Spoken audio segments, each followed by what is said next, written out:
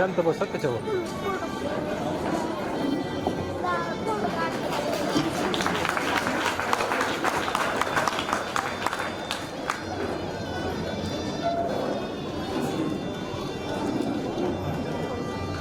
संकल्प होता. आता सगळ्यात सुरुवातीला गवळे सर असतील, कदम सर असतील, म्हणजे ती एक मोठा आधार देणारी माणसं होती पक्की त्यावेळेस. आणि त्यावेळेस ज्या टायमाला ती व्याख्यानमालेची सुरुवात झाली आणि असं वाटलं की खरंच ही व्याख्यानमाला आपण योग्य दिशेने चालू केली. म्हणजे डॉक्टर गिरीश कुलकर्णी सर यांनी एक संकल्पना मांडली की आपण संस्थेचं जे काम करतो, जे आदिवासी मुलांसाठीचं जे काम चालतं, तर ह्या कामाबरोबर आपण लोक आपल्याला देत राहतात. कुणी गोणीभर तांदूळ देतं, कुणी भाजीपाला देतं, कुणी कपडे आणून देतं, कुणी साखर देतं, जे काही कुणी आर्थिक मदत करतं, कुणी वाढदिवस करतं, कुणी स्मृती निमित्ताने जेवण देतं. खरं तर हे एक कृतज्ञता भाव असतो त्यांचा की आपल्याला काहीतरी त्या संस्थेसाठी द्यायचंय. आणि द्यायचंय म्हणल्यानंतर प्रत्येक माणूस त्याच्या परीने छोटी छोटी मदत करत असतो. आणि आपण ही छोट्या छोट्या मदतीतनं ही संस्था उभी राहिली. खरं तर 14 वर्ष साधारणतः संस्थेला होऊन गेले. 14 वर्ष कसे उलटले हेच आम्हाला कळालं नाही. आणि ह्या व्याख्यानमालेला 10 वर्ष. म्हणजे खरंच सांगायचं बळे सर बी तिथं म्हणजे किती लोकांची नावं घेऊन येतं. खरं तर तोच मोठा प्रश्न आहे. खरं तर मी सगळ्यांची क्षमा मागतो की प्रत्येकाचं नाव घेतलं तर वेळ पुरणार नाही. पण हे सगळ्या लोकांनी खूप मदत केलेली अफाट. आमचे रोडे डॉक्टर असतील, पुण्यावरून आलेले डॉक्टर शेठ असतील, खूप लोक आहेत. हे लोक अज्ञात आहेत. फक्त ते कधी चेहरा पुढं नाहीत, कधी प्रकाशात नाहीत, पण त्यांचं सातत्याने लक्ष आहे संस्थेकडे. पण ज्या टायमाला हे सगळं काम चालू झालं तर कामाचा प्रवास एका वाड्यातून सुरू झाला. त्याचा वाड्या आता खूप वेळ घेत नाही. खरं तर सगळ्यांना हा प्रवास माहिती. आणि तुम्हाला बी मी सांगितलं की बाबा ही सुरुवात कशी झाली, कशा पद्धतीने झाली. हे काम करत असताना जे प्रसंग येतात, कधी मुलं पळून जाणं असेल, काही असेल, त्या सगळ्या तोंड देत आम्ही हे काम करतो. जिल्हा परिषदचे शिक्षक लोक खूप मदत करतात, माध्यमिकचे खूप लोक शिक्षक लोक मदत करतात. म्हणजे ज्या टायमाला हे सगळं चालतं त्या टायमाला आपण ही समाजासाठी काहीतरी करायला हवं. तर ही कृतज्ञता भाव मानत होता आमच्या. आणि 2011ला व्याख्यानमालेची सुरुवात झाली. व्याख्यानमालेने किती लोक उभे केले असतील त्यांचं त्यांनाच माहिती. एक व्याख्यानमालेचा एक किस्सा सांगतो. एक विद्यार्थी 3 वर्षापूर्वी PSI म्हणून झाला. त्याचं नाव प्रेमकुमार दांडेकर. म्हणजे तो दांडेकर मळ्यातला होता. आणि असंच व्याख्यान चालू होतं यजवेंद्र महाजन सरांचं. आणि तो पुढं मार्केट यार्डमध्ये काम करत होता. आणि काम करत असताना सायकलवर चालला असताना त्याला माहित होतं की इथं व्याख्यानमाला चाललेली, काहीतरी आवाज येतोय. म्हणून तो आत आला आणि त्यांनी BA केलं होतं. BA केल्यानंतर ते नुसताच BA सुटला होता. आणि यशवेंद्र सरांचा असा आवाज चालला होता. सगळे विद्यार्थी, सगळे लोक असे बसलेले होते. आणि त्याच्यात सुरुवात झाल्यानंतर अशी गंमत झाली की तो इथं आला. त्यांनी त्याच्यावर इतका मोठा परिणाम झाला या व्याख्यानमालेचा. आणि त्याच्यानंतर आम्ही स्पर्धा परीक्षा अभियान घेतलं होतं छत्रपती कॉलेजवर. आणि मी ते कॉलेजवर अभियान घेतल्यानंतर त्याच्यामध्ये त्याची निवड झाली. तर असे 4 मुलं दीपस्तंभला निवडले गेले. त्याला 1 वर्षाची संधी मिळाली तिथं. तो 1 वर्ष तिथं राहिला. तिथून आल्यानंतर आपण अभ्यासिका श्रीगोंद्यात चालू केली होती. तो अभ्यासिकेत अभ्यास करू लागला. आणि अभ्यासिकेत अभ्यास करू लागल्यानंतर तो ज्या टायमाला PSI म्हणून झाला त्या टायमाला तो पेढे घेऊन आला संस्थेमध्ये की सर हे पेढे धरा, माझी नियुक्ती झाली. मी म्हणलं चांगली आनंदाची गोष्ट आहे. पण मी म्हणलं तुला ही ऊर्जा मिळाली कशी, तुला म्हणजे स्पर्धा परीक्षेत जावं कसं वाटलं. तर त्याने त्याही व्याख्यानमालेचं उदाहरण दिलं की ह्या व्याख्यानमालेमध्ये माझी ज्योत पेटली होती आणि त्यांनी मला ऊर्जा मिळाली. खरं तर ही एक व्याख्यानमालेची अशी सुरुवात असते. आणि ती सुरुवात इतकी माणूस पुढं जोडला जाईल. तिथं खूप मी किती लोकांना पत्रिका देतो, पर्सनली भेटतो, पत्रिका देतो, तुम्ही व्याख्यानमालेला कुठं जा, जिथं जाईल तिथं ओळख असते तर तिथं पत्रिका द्यायची, त्याला सांगायचं की बाबा व्याख्यानमालेला. पण ते चेहरे दिसत नाहीत. असे चेहरे दिसतात तिथं की ते कधीच पाहिलेले नाहीत. पण ते लोकांचे चेहरे दिसतात आणि हे तुडुंब भरून जातात. खरं तर ताई तुम्ही आलात, खूप दिवसापासून इच्छा होती. मी माझ्या मित्राचे युवराजचे विशेष आभार व्यक्त करेन कटकळचे की त्याच्यामुळं तो ताईंबरोबर काम करतो. आणि अविरत सेवा दलात वेगवेगळ्या सेवेमध्ये तो समर्पित आहे. सगळ्या संस्थेच्या प्रत्येक कामामध्ये त्यांनी आतापर्यंत श्रीगोंद्याच्या कामात सुद्धा हातभार लावलाय. त्याची विशेष मी कृतज्ञता व्यक्त करतो. आणि ताई तुम्ही आल्यामुळे आमच्या श्रीगोंद्याकरांना एक वेगळी ऊर्जा मिळणार आहे. आणि सगळी प्रेरणा आम्ही सगळे तुमच्याकडची ऊर्जा घेऊन जाऊ आणि काम करत राहू. हा तुमचा आशीर्वाद आमच्यासाठी एक दिव्य शक्ती आम्ही समजतो. आणि हे सगळ्यांना त्याचा लाभ होणार आहे. खरं तर जास्त लांबवण्यापेक्षा तुमचं भाषण महत्वाचं आहे, कार्यक्रम महत्वाचा आहे. सगळ्यांची कृतज्ञता व्यक्त करतो. आमचे फारुख बेग बी आलेले आहेत कर्जतून. बाई 2 मिनिटं उठा, तुमचं बी प्रेमचं काम अख्ख्या कर्जतकरांना माहिती होऊन द्या. खूप मोठं काम करतो, म्हणजे मुलं आदिवासी वंचित भटके मुक्तांसाठी काम करतात. खरं तर तुम्ही कर्जतचा कधी दौरा निघाला तर त्यांच्याकडे तुम्ही आवर्जून जा. खरं तर सगळ्यांचे विशेष आभार व्यक्त करतो आणि मी लांबलेलं प्रस्तावित थांबवतो. खूप धन्यवाद.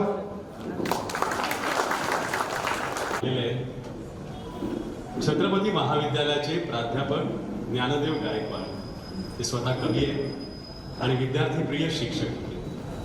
आता ते निवृत्त झालेले आहेत. मी त्यांना विनंती करतो की तुम्ही तुमच्या शुभ हस्ते आता ताईंचा सत्कार करावा.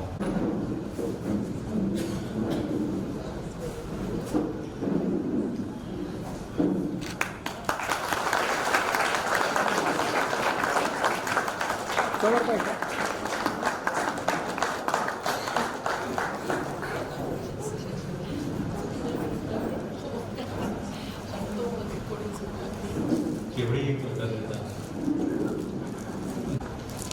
डॉक्टर प्रकाश शेख हे त्यांचा सत्कार करणार आहेत.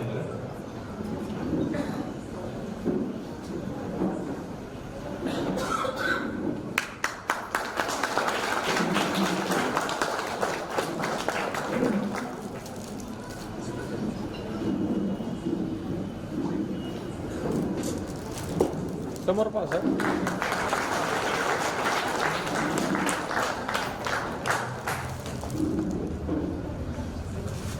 धन्यवाद. डॉक्टर तरुण मुलींना जाणत नाही असा एकतरी असू शकेल का? तरुण सर 1 मिनिट. ताईंच्या चेहऱ्यावरचं कौतुक ही सगळ्यात मोठी पावती. आता मी डॉक्टर वयामध्येही तरुणाईची विनंती नाकारता येत नाही आणि म्हणून बाबा आमटेंच्या संस्कारातून मुशीतून प्रस्थापित व्यवस्थेला वंचिताच्या भल्यासाठी प्रस्थापितांना धक्के देणारे आज या देशामध्ये जी बोटावरती मोजता येतील असे महान कार्यकर्ते आहेत. त्यामध्ये आज आपल्यात उपस्थित झालेल्या मेघाताई या वंचितांच्या आदिवासींच्या आवाज बनलेल्या सरकार हादरून टाकणाऱ्या आणि अशा या थोर विदुषी उपस्थित आहेत. आजच्या कार्यक्रमाचे अध्यक्ष गायकवाड सर आणि उपस्थित सर्व क्षेत्रातील आणि आनंदवर जीवापाड प्रेम करणारे सगळे बंधू बहीण. जगामध्ये खूप श्रीमंत माणसं आहेत, पण सगळ्यांमध्ये दानत असते असं नाही. दानत हाही एक विचार आहे आणि विशेषतः दुःख दैन्य दारिद्र्य ज्यांच्या वाट्याला आलेलं आहे अशाच माणसांच्या मनामधून एक मदत करण्याचं स्फुलिंग प्रज्वलित होत असतं आणि अशाच वेदनेतून राजस्थानमधून येऊन पुण्यामध्ये शिक्षणासाठी वैद्यकीय शिक्षणासाठी आलेले हे स्वर्गीय डॉक्टर उत्तमचंदजी लोढा अगदी नगरपालिकेच्या दिव्याखाली दूरच्या नातेवाईकांकडे थोडाफार आसरा घेऊन या माणसानं आपलं वैद्यकीय शिक्षण पूर्ण केलं आणि याची जाणीव त्यांनी आपल्या वैद्यकीय क्षेत्रामध्ये एवढी ठेवली की ज्यांना कोणी उपचार करू शकत नाही अशा माणसांना रुग्णांना मोफत किंवा एखादा पैसे देणारा असेल तर त्याच्याकडनं पुण्यासारख्या ठिकाणी 5 रुपये घेऊन वैद्यकीय सेवा म्हणजेच खऱ्या अर्थानं ही मानव सेवा हा विचार त्यांच्यामध्ये कशामुळे आला तर महात्मा गांधी आचार्य विनोबा भावे यांच्या विचाराच्या उशीतून तयार झालेले हे उत्तमचंदजी लोढा हे पुढं आयुष्यभर सेवा करत राहिले. यांच्या घरामध्येच सेवेचा वसा आणि वारसा आहे. खरं तर या देशामध्ये पहिल्यांदा सामाजिक ऐक्य निर्माण करण्याच्या दृष्टीनं बाबा आमटेंनी भारत जोडो यात्रा काढली आणि त्याच्यानंतर अगदी शारीरिक स्थिती चांगली नसताना पण दायीन वंचितांसाठी जे नर्मदा आंदोलन हाती घेतलेलं आहे अशा अवस्थे स्ट्रेचरवर बाबाजींनी त्या आंदोलनामध्ये सहभाग घेतला. ताईंची ही ऊर्जा आणि हीच ऊर्जा उज्ज्वल उद्या आणि या सामाजिक विचारानं प्रेरित झालेल्या माणसांच्या सहवासातून प्राप्त झाली आणि जे समाजाला घातक आहे, ज्या रूढी समजुती वाईट आहेत त्या नष्ट करण्याचा प्रारंभ खरं तर उत्तमचंदजी लोढा यांनी आपल्या विवाहाच्या वेळी केला. 1955 साली बार्शी येथील सुधाजी यांच्याशी ती विवाहाबद्ध झाल्या. त्यावेळेस या समाजामध्ये असणारं घुंगट किंवा त्या नवरदेवाकडे घालून त्यांनी विवाह संपन्न केला. बघा, त्या काळामध्ये गेल्याच्या नंतर या समाजाच्या विरोधातलं अगदी सहिष्णुतेनं गांधीजीच्या विचारातून एक त्यांनी या प्रथेला फाटा दिलेला आहे आणि पुढं त्यांनी आपल्या पत्नी या ज्या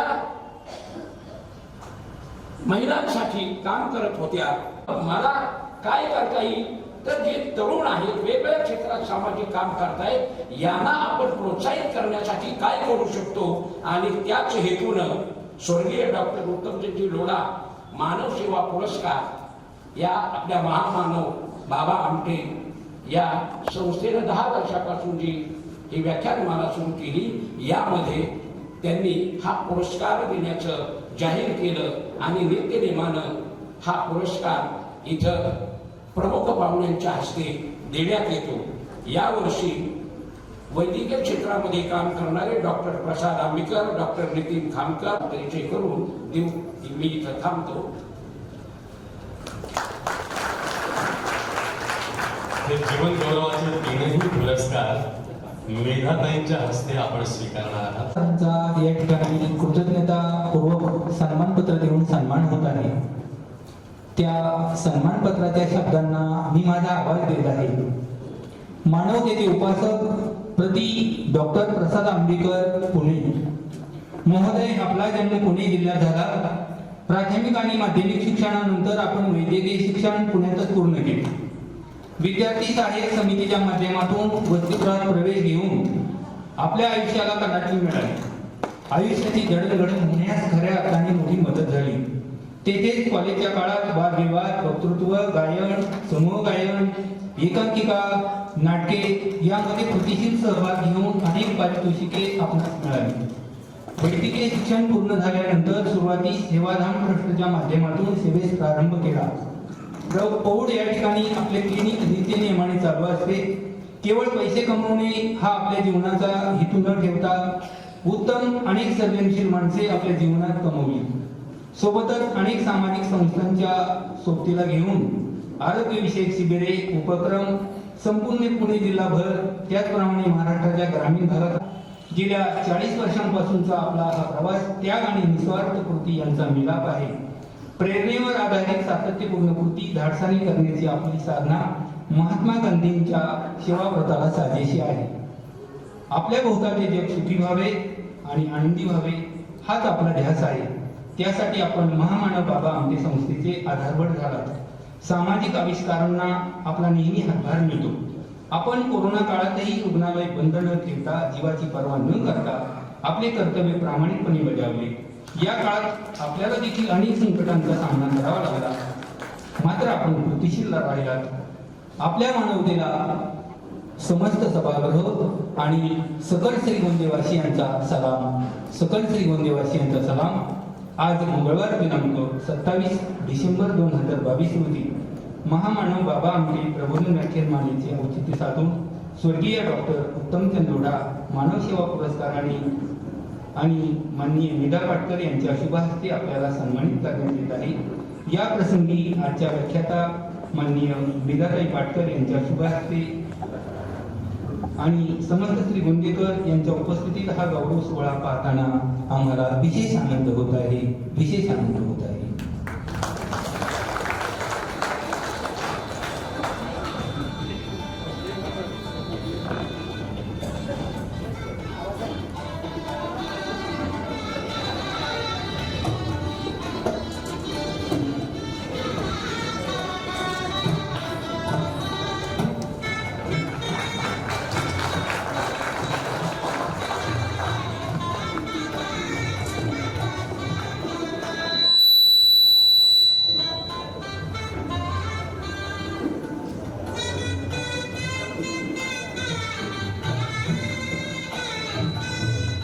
समोर पहा इकडे सर्वांनी.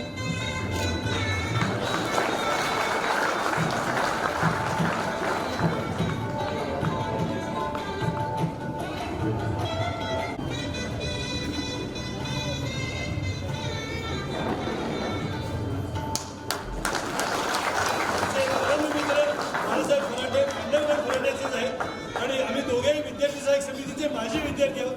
त्यामुळे त्यांनी प्रेमाने हा सत्कार केला.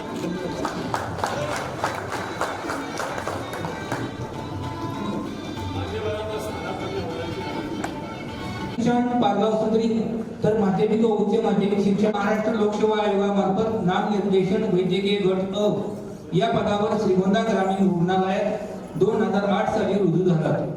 आपण तळागाळातील आणि खेड्यातील रुग्णांना उपचार मिळावे म्हणून विशेष लक्ष देऊन मोफत आरोग्य शिबिरे आयोजित केली. शिवाय पल्स पोलिओ, क्षयरोग, टीबी मुक्त अभियान तसेच शासनाच्या इतर योजना श्रीगोंद्यात राबविल्या. त्याचाच परिणाम म्हणून ग्रामीण रुग्णालयात उपचारांसाठी येणाऱ्या रुग्णांची संख्या वाढली. सन 2000 साली आलेल्या स्वाईन फ्लू रोगाने थैमान मांडले होते. या काळात विशेष काळजी घेतली आणि परिस्थितीवर नियंत्रण मिळवले. नंतरच्या काळात आपले पदव्युत्तर शिक्षण झाले आणि पदोन्नती होऊन आपण श्रीगोंदा तालुका आरोग्य अधिकारी पंचायत समिती या पदावर कार्यरत झालात. मानव सेवा हीच खरी ईश्वर सेवा हा विचार आपण समाजात रुजविण्याचा प्रामाणिकपणे प्रयत्न करीत आहात. रुग्णसेवा आणि समाजसेवेला प्रमाणभूत मानून केवळ मानवता धर्माला अंगीकारून आपण अविरतपणे आपले सेवा कार्य करीत आहात. गेल्या 15 वर्षांपासूनचा आपला हा प्रवास त्याग आणि निस्वार्थ कृती यांचा मिलाप आहे. प्रेरणेवर आधारित सातत्यपूर्ण कृती धाडसाने करण्याची आपली साधना महात्मा गांधी यांच्या सेवा व्रताला साजेशी आहे. सन 2020 साली आलेल्या कोरोना या महाभयावह महामारीमुळे संपूर्ण जग थांबले, पण आपण श्रीगोंद्यातील परिस्थिती मोठ्या कौशल्याने हाताळली. विशेषतः आशा सेविकांना सोबत घेऊन वाड्या वस्तीवर आदिवासी पालावर जाऊन जनजागृती केली. रुग्णांना उपचार मिळावे म्हणून दिवस रात्र न पाहता अविरतपणे सेवा दिली. म्हणूनच समस्त श्रीगोंदावासियांच्या वतीने आपल्यावर निस्वार्थ प्रेम आहे. आपल्या मानवतेला सलाम. आज मंगळवार दिनांक 27 डिसेंबर 2022 रोजी महामानव बाबा आमटे प्रबोधन व्याख्यानमालेचे औचित्य साधून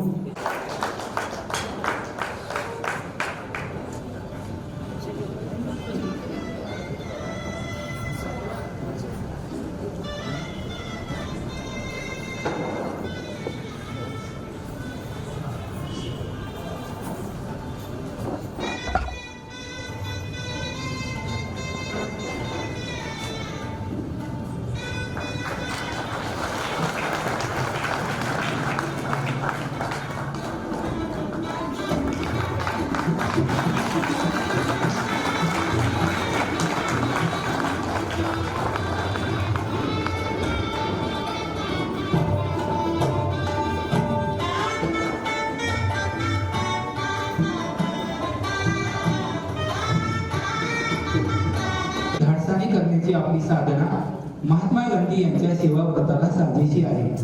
आपल्या भोवतालचे जग सुखी व्हावे आणि आनंदी व्हावे हाच आपला ध्यास आहे.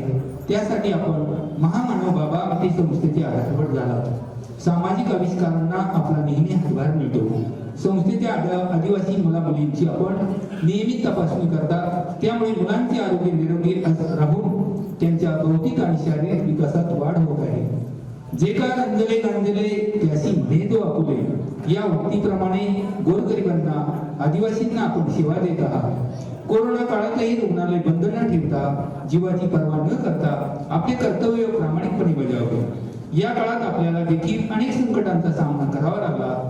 आपण मात्र कृतीशील राहिलात. आपल्या मानवतेला आमचा सर्वांचा सलाम. आज मंगळवार दिनांक 27 डिसेंबर 2022 रोजी महामानव बाबा प्रबोधन व्याख्यानमालेचे औचित्य साधून स्वर्गीय डॉक्टर उत्तमचंद लोढा मानव सेवा पुरस्काराने माननीय मिताताई पाटकर यांच्या शुभ हस्ते आपल्याला सन्मानित करण्यात येत आहे. सन्मान स्वीकारण्यासाठी डॉक्टर काकडे यांच्या समवेत त्यांच्या धर्मपत्नी सौ भागीरथी काकडेताई उपस्थित आहेत.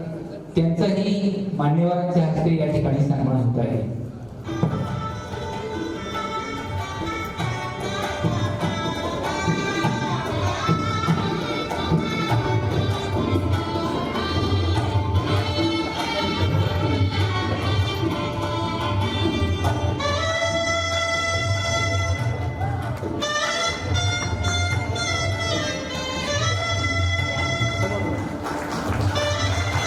सर समोर या.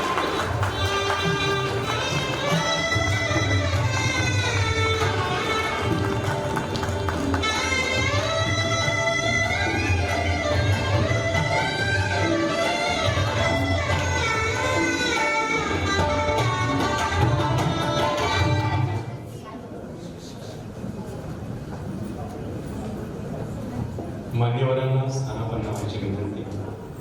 व्याख्यानमालेसाठी जमलेले सगळे श्रोते, सर्वप्रथम आपल्या सगळ्यांना मनापासून नमस्कार. या प्रबोधन व्याख्यानमालेच्या निमित्ताने स्वर्गीय डॉक्टर उत्तमचंद लोढा यांच्या स्मृतिप्रित्यर्थ जो पुरस्कार दिला जातो त्याच्यामध्ये माझी निवड झाली, याबद्दल त्या निवड समितीचे लोढा परिवाराचे मनापासून आभार आणि धन्यवाद. अशाच एका पुण्याच्या पुरस्कार प्रसंगी मनोगत व्यक्त करत असताना व्यासपीठावरती बरीच ज्येष्ठ आणि श्रेष्ठ मंडळी होती आणि पोडियमच्या समोर उभं राहताना मी सहज मागे बघितलं, पंडित वसंतराव गाडगीळ माझ्या मागे बसलेले होते. पंडितजींच्याकडे पाठ करून बोलायला उभं राहणं फार मोठं धाकट्याचं काम होतं, पण पर्याय नव्हता. त्यामुळे मी बोलायला सुरुवात करताना असं म्हटलं की पंडितजींच्या कडे पाठ करून मी बोलतो आहे, परंतु मागून पंडितजी नक्की म्हणत असेल, घाबरू नकोस, मी तुझ्या पाठीशी आहे. तसंच संपूर्ण आयुष्य ज्यांनी समाजसेवेसाठी वेचलं, आपलं आयुष्य पणाला लावलं, अशा मेधात्यांच्या समोर अशा सगळ्या मंडळींच्या समाजसेवेच्या पावलांच्या पाऊल खुणा किंवा ठसे चाचपडत असताना केव्हा तरी माझ्यासारख्या माणसाला असा पुरस्कार मिळतो तेव्हा खूप समाधान वाटतं, बरं वाटतं. खरं तर त्यांच्या समाजकार्याचा जो वसा आहे आपण बघतो आहोत, वाचतो आहोत, ऐकतो आहोत, अनुभवतो आहोत. त्यामुळे सूर्याच्या या प्रतिमेपुढे, प्रकाशापुढे, तेजापुढे आमच्या सगळ्या काजव्यांचं खरं म्हणजे प्रकाश काय मोठा. पण तरी सुद्धा सूर्याकडूनच हे तेज येतं, हे प्रकाश येतो, ही प्रभा येते आणि म्हणून आमच्यासारख्या थोडंसं काम करणाऱ्या माणसांना बरं वाटतं. पुरस्कार मिळाला की पाठीवर शाब असतो. तुम्हाला सांगतो, आयुष्यामध्ये खूप चांगल्या संस्था येणं आणि त्या निमित्ताने खूप चांगली माणसं येणं हा खरंच भाग्याचा भाग आहे. आत्ता मग अशी परिचय घेऊन देताना सांगितलं तसं विद्यार्थी सहाय्यक समिती, लोकमान्य हास्ययोग संघ, आमचा मातोश्री वृद्धाश्रम, अनेक संस्था आहेत की ज्यांच्या माध्यमातून हे थोडंफार काम, सक्षम ज्येष्ठत्व, अशा माध्यमातून थोडंसं काम करता आलं. त्यानिमित्ताने खूप माणसं जवळून बघता आली, भेटली, त्यांचं काम बघता आलं, त्यांचं काहीतरी शिकता आलं आणि ह्या समाजसेवेच्या किंवा ह्या कार्यावर थोडंसं पाऊल पुढे टाकता आलं. त्यातलीच एक संस्था अर्थातच आपल्या आनंदाची श्रीगोंद्यातली महामानव बाबा आपले बहुउद्देशीय समाज विकास संस्था. हा संपूर्ण प्रबोधनाचा जो मार्ग चालू आहे गेली 7, 8, 10 वर्ष आपल्या सगळ्यांना माहिती आहे. कालच 26 डिसेंबर रोजी महामानव बाबा आमटेंची जयंती होती. हा त्यांचा जन्मदिवस आहे आणि त्या निमित्ताने हे प्रबोधन व्याख्यानमाला चालत आहे. त्यामुळे या थोड्या मोठ्यांचे आशीर्वाद ते आज नसले तरी सुद्धा आपल्या सगळ्यांच्या मागे सदोदित आहेत, कारण त्या सगळ्याचे आपण नाही आहोत. खूप चांगल्या संस्था येणं जसं आपल्या नशिबात आणि भाग्यात असतं तसंच ही आहे. श्रीगोंद्याला एक महिन्यातनं 4-5 महिन्यातनं एकदा, वर्षातनं 2-3 वेळा येणं होतं. सगळ्यांच्या बरोबर बोलणं होतं, मुलांच्या बरोबर खेळणं, गप्पा गोष्टी, तपासणी वगैरे होत राहते. तुम्हाला सांगतो या स्त्रियांच्या बाबतीमध्ये एक फार चांगली गोष्ट आहे की स्त्रियांना माहेर आहे. माहेरची माणसं, माहेरचा ओढा, माहेरच्या गप्पा, माहेरची ओढ, माहेरच्या भेटी. पण तुमच्या आमच्या पुरुषांच्या बाबतीत काय? पण अनंत सकाळी बाप माणूस भेटतो आणि आमच्या सगळ्यांना बाहेर मिळतं. आणि या संस्थेने आल्यानंतर पुढे बाहेर येण्याचं वाटतं. आणि म्हणूनच पुण्यामधलं वैद्यकीय विश्वातलं कामधाम सोडून जेव्हा जेव्हा हा पुरस्कार माझ्या एवढ्याच निष्ठाची आहे. फक्त तिचाच आहे का तर तिचाही नाही, कारण माझे जावई, माझी मुलगी, माझी नात, माझे सगळे नातेवाईक, या सगळ्या संस्थांमधले माझे नातं, या सगळ्यांचाही तो पुरस्कार आहे. आणि फक्त एवढ्यांचाच पुरस्कार आहे का तर तसंही नाही. गेली 40 वर्ष वैद्यकीय विश्वामध्ये जे काम करत असताना रोज रुग्ण जो तक्रारी घेऊन येतो आणि त्याचा अनुभव विश्व आम्हाला सांगत राहतो आणि त्याच्या सांगण्यातून, तपासण्यातून जे काही आम्हाला भावतं सुचतं, तर ह्या सगळ्या रुग्णांचाही तेवढाच अधिकार आहे, तेवढा हक्क आहे. त्यामुळे गेल्या 40 वर्षामध्ये जेवढे काही रुग्ण, जेवढे काही पेशंट मी आणि डॉक्टर मानसिक तपासले, या सगळ्या रुग्णांचाही त्या सगळ्या पुरस्कारावरती तेवढाच अधिकार आहे. शेवटी इदंत मम, हे माझं नाही, हे आपल्या सगळ्यांचं आहे. त्यामुळे हा पुरस्कार जो आहे तो या सगळ्यांच्यासाठी समर्पित आहे आणि या सगळ्यांच्यासाठीच तो आहे. माझ्याबरोबर माझे व्यवसाय बंधू काकडे सर आणि खामकर सर यांचाही सन्मान झाला. मला अतिशय आनंद झाला, कारण ही सगळी मानव सेवा, काही ईश्वर सेवा आहे. त्यामुळे ह्या पुरस्काराच्या निमित्ताने पाठीवरती जी कौतुकाची थाप आहे, शाबासकी मिळालेली आहे, ती घेऊन ताईंच्या स्वीकारतो. धन्यवाद. सेवा संस्था प्रबोधन व्याख्यानमाला आयोजित कार्यक्रमामध्ये आजच्या कार्यक्रमासाठी आपण सर्व श्रीगोंदेकर उत्सुक आहोत. अशा मेधाताई पाटकर म्हणजे नर्मदामाई असा उल्लेख केलेला आहे आणि आमचे गुरुवर्य गायकवाड सर. आणि आजचा जो काही पुरस्कार देण्यात आलेला आहे, स्वर्गीय डॉक्टर उत्तमचंद्रजी लोढा मानव सेवा संदर्भात हा पुरस्कार आहे. या पुरस्कारासाठी निवड झाल्याबद्दल सर्वप्रथम निवड समितीचे मी विशेष आभार मानतो. कारण ऍक्च्युली अनंत सर हे जे आहेत तर त्यांच्याबरोबर काम करण्याचा बऱ्याचदा योग येतो. म्हणजे त्यांचं आम्हाला विशेषतः सहकार्यच घ्यावं लागतं. कारण शासकीय आरोग्य विभागामध्ये काम करत असताना अनेक अडचणी असतात. काही निर्णय समाजाला धरूनच घ्यावे लागतात. तर ही जी काही प्रेरणा आहे, जसं की महामानव बाबांते विकास सेवा संस्था 2008ला श्रीगोंद्यामध्ये स्थापित झाली. माझी पोस्टिंग देखील 2008 साली झालेली आहे आणि तेव्हापासून मला त्यांचं जे काही प्रेम आहे किंवा काम करण्याची जी काही समाजामध्ये जी काही व्यक्त करण्याची भावना आहे, तर ती माझ्यासाठी प्रेरणादायी ठरलेली आहे. माझ्या भावना मी जास्त व्यक्त करू शकत नाही, परंतु खासे पारडे असतील किंवा जे समाजापासून दूर असणारे लोक आहेत त्यांच्यामध्ये कशा प्रकारे तळतळीने काम केलं पाहिजे, हे मला विकास आणि अनंतजी यांच्याकडून प्रेरणा मिळालेली आहे. आजचा जो काही पुरस्कार आहे तो खरोखर तर जो समर्पित करायचा असेल तर तो माझ्या श्रीगोंदेकरांसाठी मला समर्पित करायचा आहे. कारण जे काही काम करण्याची क्षमता आहे किंवा जी ऊर्जा आहे तर ती आपल्या सर्वांमुळेच मिळालेली आहे. याच्यामध्ये योगदान असेल, आई वडील असतील, सर्व मित्र परिवार असेल, आरोग्य विभागातील आमचे सर्व कर्मचारी असतील, विशेषतः माझे डॉक्टर लोणकर सर असतील जवळीतील, ज्यांनी मला घडवण्यासाठी खूप चांगल्या प्रकारे मदत केली. तर ह्या सर्वांना आजचा पुरस्कार समर्पित करून हा पुरस्कार स्वीकारतो. धन्यवाद. आणि इथे जमलेले सगळे माझे श्रीगोंद्याचे नागरिक व इतर मित्रमंडळी किंवा ज्येष्ठ माझे, या सर्वांना नमस्कार. माझं 2015 साली ज्यावेळेस माझं वैद्यकीय शिक्षण पूर्ण झालं, त्यानंतर जेव्हा वैद्यकीय व्यवसाय चालू करायचा विचार झाला होता, त्यावेळेस विचार चालू होता पुण्यात करायचं का बाहेर करायचं का गावाकडं करायचं. त्यावेळेस ज्यावेळेस आम्ही घरी बसलो, घरी बसल्यानंतर सगळ्यांच्या विचाराने झालं की आपल्या गावाकडे म्हणजे ग्रामीण भागात वैद्यकीय सुविधांची कमतरता असल्यामुळे आपलं जे वैद्यकीय ज्ञान आहे त्याचा वापर आपण गावाकडच्या रुग्णांसाठी जेवढा करू शकतो तेवढा करण्यात आला. त्यासाठी मी श्रीगोंदा या ठिकाणी वैद्यकीय व्यवसाय सुरू करण्याचा विचार केला आणि श्रीगोंदा इथं 2015 साली वैद्यकीय व्यवसाय सुरू केला आणि पुण्यात ज्यावेळेस शिक्षण घेत होतो त्यावेळेस महामानव बाबा आमटे संस्थेचं मला तिथं शिक्षण घेत असताना विविध लोकांकडून कानावर येत होतं की श्रीगोंद्यामध्ये या संस्थेचं काम खूप छान झालं आहे. तर आदिवासी लोकांची मुलांची तिथं खूप व्यवस्था चांगली आहे. तर हे मी पुण्यापासूनच हे ऐकत होतो. तर 2015 साली मी वैद्यकीय व्यवसाय सुरू केल्यानंतर माझा वैद्यकीय व्यवसाय नवीनच होता. त्या काळात 2016-17 साली अनंत झेंडे सर माझ्या ओळखीत आले आणि सर म्हणाले की मला आमच्या संस्थेसाठी तुमच्याकडून काही मदत आहे. माझे वैद्यकीय व्यवसाय नवीन असल्यामुळे आणि जास्त रुग्ण नसल्यामुळे मला त्या काळात टेन्शन झालं त्यांना पहिल्यांदा भेटल्यानंतर की आता तर मी काही आर्थिक मदत करू शकत नाही.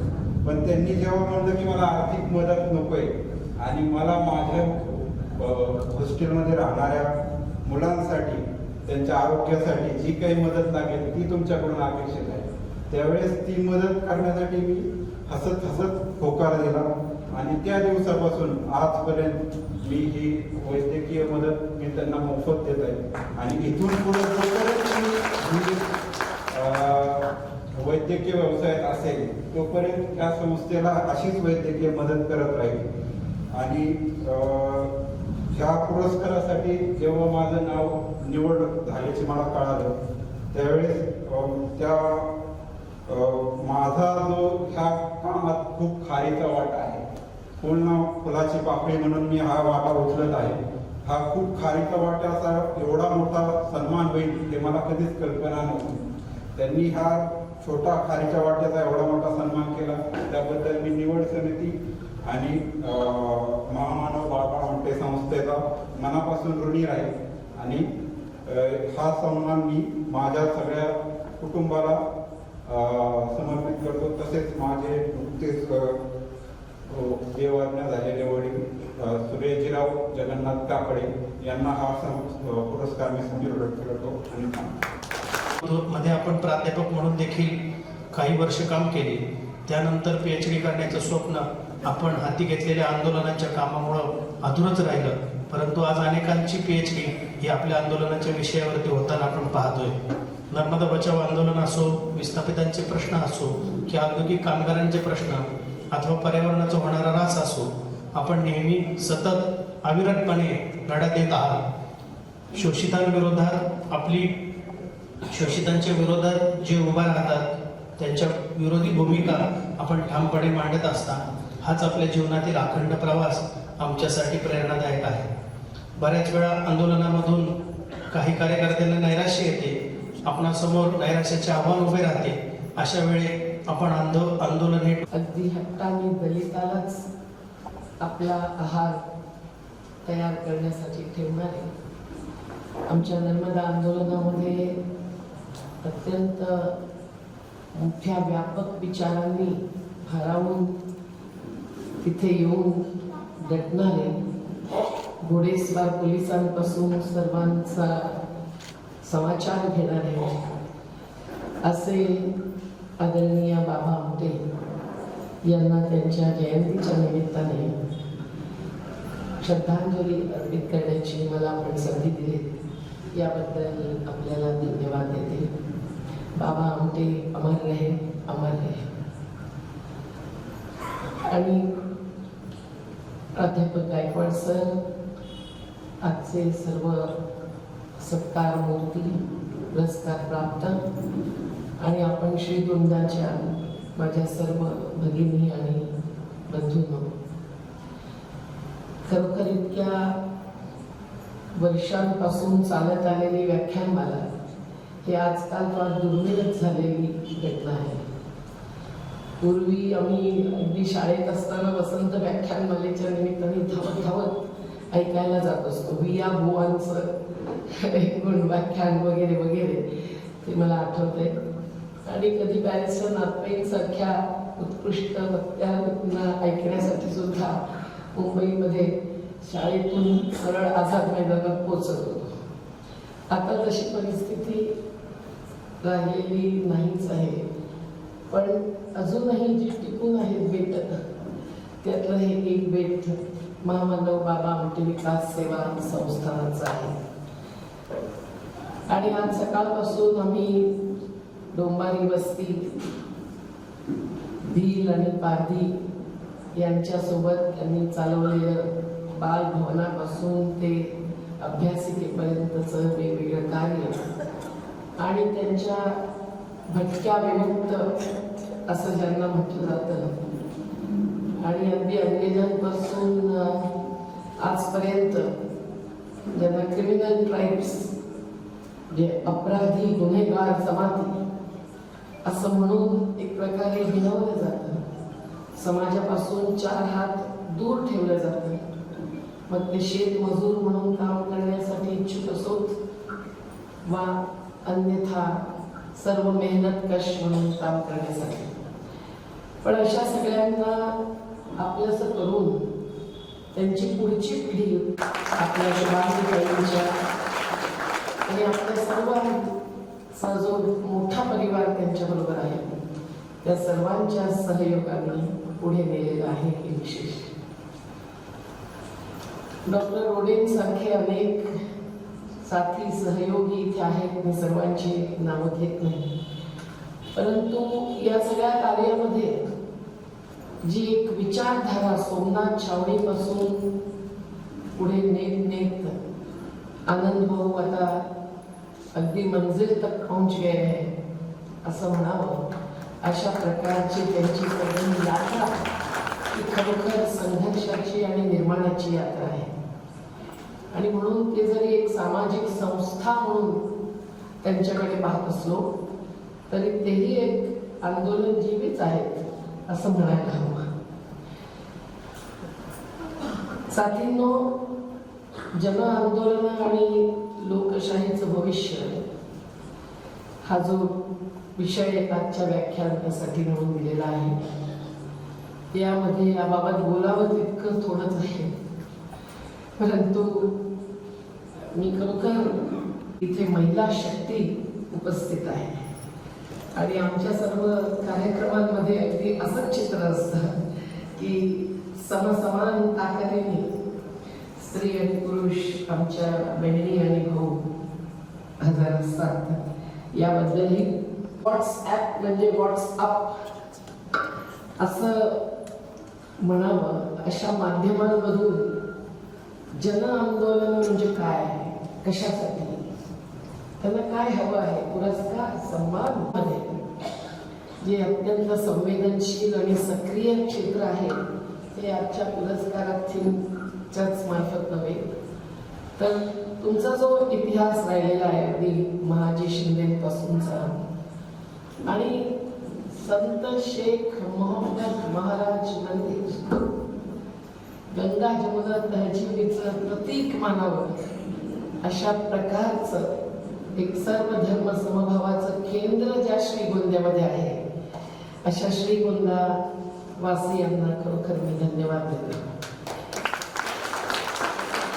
आपण जन आंदोलनाबद्दल बोलतो त्यावेळेला जन आंदोलन म्हणजे कुठेतरी स्वतःला आंदोलित करणारं असं कार्य असावं लागतं, हे वेगळं सांगायला नको.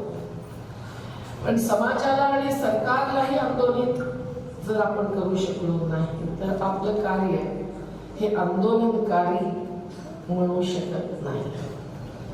आणि म्हणून आंदोलनातून अनेक संस्था निर्माण होतात. इन्स्टिट्यूशनलायझेशन ऑफ अ पीपल्स मुवमेंट असं आपण म्हणतो, जोही माझा PhDचा विषय होता.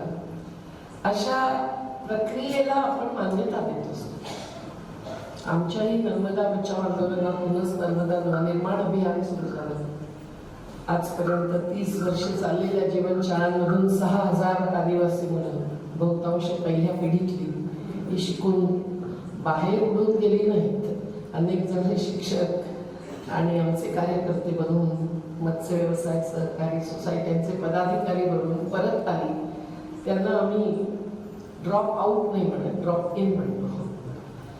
पण अशा प्रकारे आपण संघर्षातून निर्माणाकडे जातोच आणि ते आंदोलनाचाच भाग असतं हे विशेष आग्रहाने मांडण्याची गरज वाटते. कारण नाहीतर आंदोलन म्हणजे धरणं, आंदोलन म्हणजे मोर्चे, आंदोलन म्हणजे जोरजोरात घोषणा देऊन जिंदाबाद मुर्दाबाद करणं आणि इन्किलाब जिंदाबाद म्हणणं, असं चित्र अनेकांच्या डोळ्यासमोर असतं. पण आपण सर्व जाणतो की आज आझादी आंदोलनापासून अगदी सहजानंद सरस्वतींचं शेतकऱ्यांचं आंदोलन असो की बिरसा मुंडाचं आदिवासींच्या जंगल जमिनीवरचा हक्क कायम ठेवणारं, प्रकृती धर्म स्थापन करणारं, 25व्या वर्षी ब्रिटिशांच्या कस्टडीमध्ये हत्या भोगणारं असं आंदोलन असो. या सर्व आंदोलनातूनच कुठेतरी आपला देश मूल्यांची चौकट या संविधानामध्ये उतरवत गेला आहे. आणि ह्या संविधानातल्या उद्देशिकेपासून ज्या मूल्यांच्या चौकटीवरती हात ठेवून आपले जनप्रतिनिधी लोकशाही व्यवस्था ज्यांच्याच हातावर सोपवून आपण बऱ्याच अपेक्षा करतो, विश्वास ठेवतो, ते आपल्या मतांचा गठ्ठा घेऊन निघून जात असतात. त्यांना सुद्धा आपल्याला विचारावं लागतं की खरोखर आंदोलनं जर या मूल्यांच्या चौकटीमध्ये कार्य करणारी, प्रयत्नपूर्वक ही मूल्य खरोखर प्रत्यक्षात उतरवण्यासाठी झटणारी अशी असतील, तर मग जनप्रतिनिधी म्हणून तुम्ही आंदोलनकारी नाही का? होऊ शकत नाही का? गरज नाही आहे का तुमच्या आंदोलनकारी होण्याची? हे एवढ्यासाठी की जन आंदोलन म्हणजे कुठेतरी व्यवस्थेपासून तुटलेली प्रक्रिया असं मानून जे आंदोलनाकडे पाहतात ते कुठेतरी भूल चूक करत असतात. आंदोलन म्हणजे कुठेतरी मूलभूत परिवर्तनासाठी झगडणं, आणि ते परिवर्तन जर वंचितांच्या, शोषितांच्या, पीडितांच्या, त्रस्त अशा महिलांच्या, बेरोजगार युवकांच्या, दलितांच्या, आदिवासींच्या, शेतकरी शेतमजुरांच्या जनशक्तीच्या आधारावरती ते परिवर्तन घडवून आणण्याची आस ठेवत असेल, तर मग त्यामध्ये लोकशाही विरोधी कार्य असतं की लोकशाहीवादी कार्य असतं, याचा निर्णय घेण्याची आज तर अत्यंत आवश्यकता आहे. ज्या वेळेला आमचं संयुक्त किसान मोर्चाचं 13 महिन्याचं गेल्या वर्षीपर्यंत झालेलं आंदोलन आपण पाहिलं, निदान टीव्हीवरती तरी पाहिलंच असेल, तिथे सर्व पोहोचत नसले तरी. आमच्या आंदोलनामध्ये 715 शेतकरी बळी गेले म्हणावं, हुतात्मे झाले म्हणावं, परंतु त्यांनी ज्या प्रकारे कायदे निर्माणाच्या प्रक्रियेमध्ये सुद्धा आमचा हस्तक्षेप आवश्यक आहे हे सांगत, एवढ्या मोठ्या बाजारी वातावरणामध्ये अत्यंत धनिक काय अगडबंब अशा कॉर्पोरेटिव्ह ताकदीला आव्हान दिलं, त्याला आपण सर्वच सलाम करतो. एवढ्यासाठी की आज जन आंदोलन उभं करणं म्हणजे मी म्हटलं त्याप्रमाणे कुठेतरी राष्ट्रविरोधी गोष्ट करणं, विकास विरोधी कार्य करणं असं मानणारे जे कोणी असतात ते खरोखर जवळून पाहतच नसतात, ऐकतही नसतात, खरं खोटंही समजत नसतात. पण ज्या वेळेला आपण पाहतो की आज या देशामध्ये कुठकुठले समुदाय हे खरोखर वंचितांच्या मध्ये गणले जातील, याचा विचार केला तर 95% असुरक्षित ठेवलेले, असंघटित मानले गेलेले असे जे श्रमिकांचे समुदाय आहेत, ज्यामध्ये शेतकरी शेतमजुरांपासून ते शहरं उभी आडवी आणि उंच आणि सुंदर घडवणारे निर्माण मजुरांपर्यंत, या सर्वांचा समावेश आहे.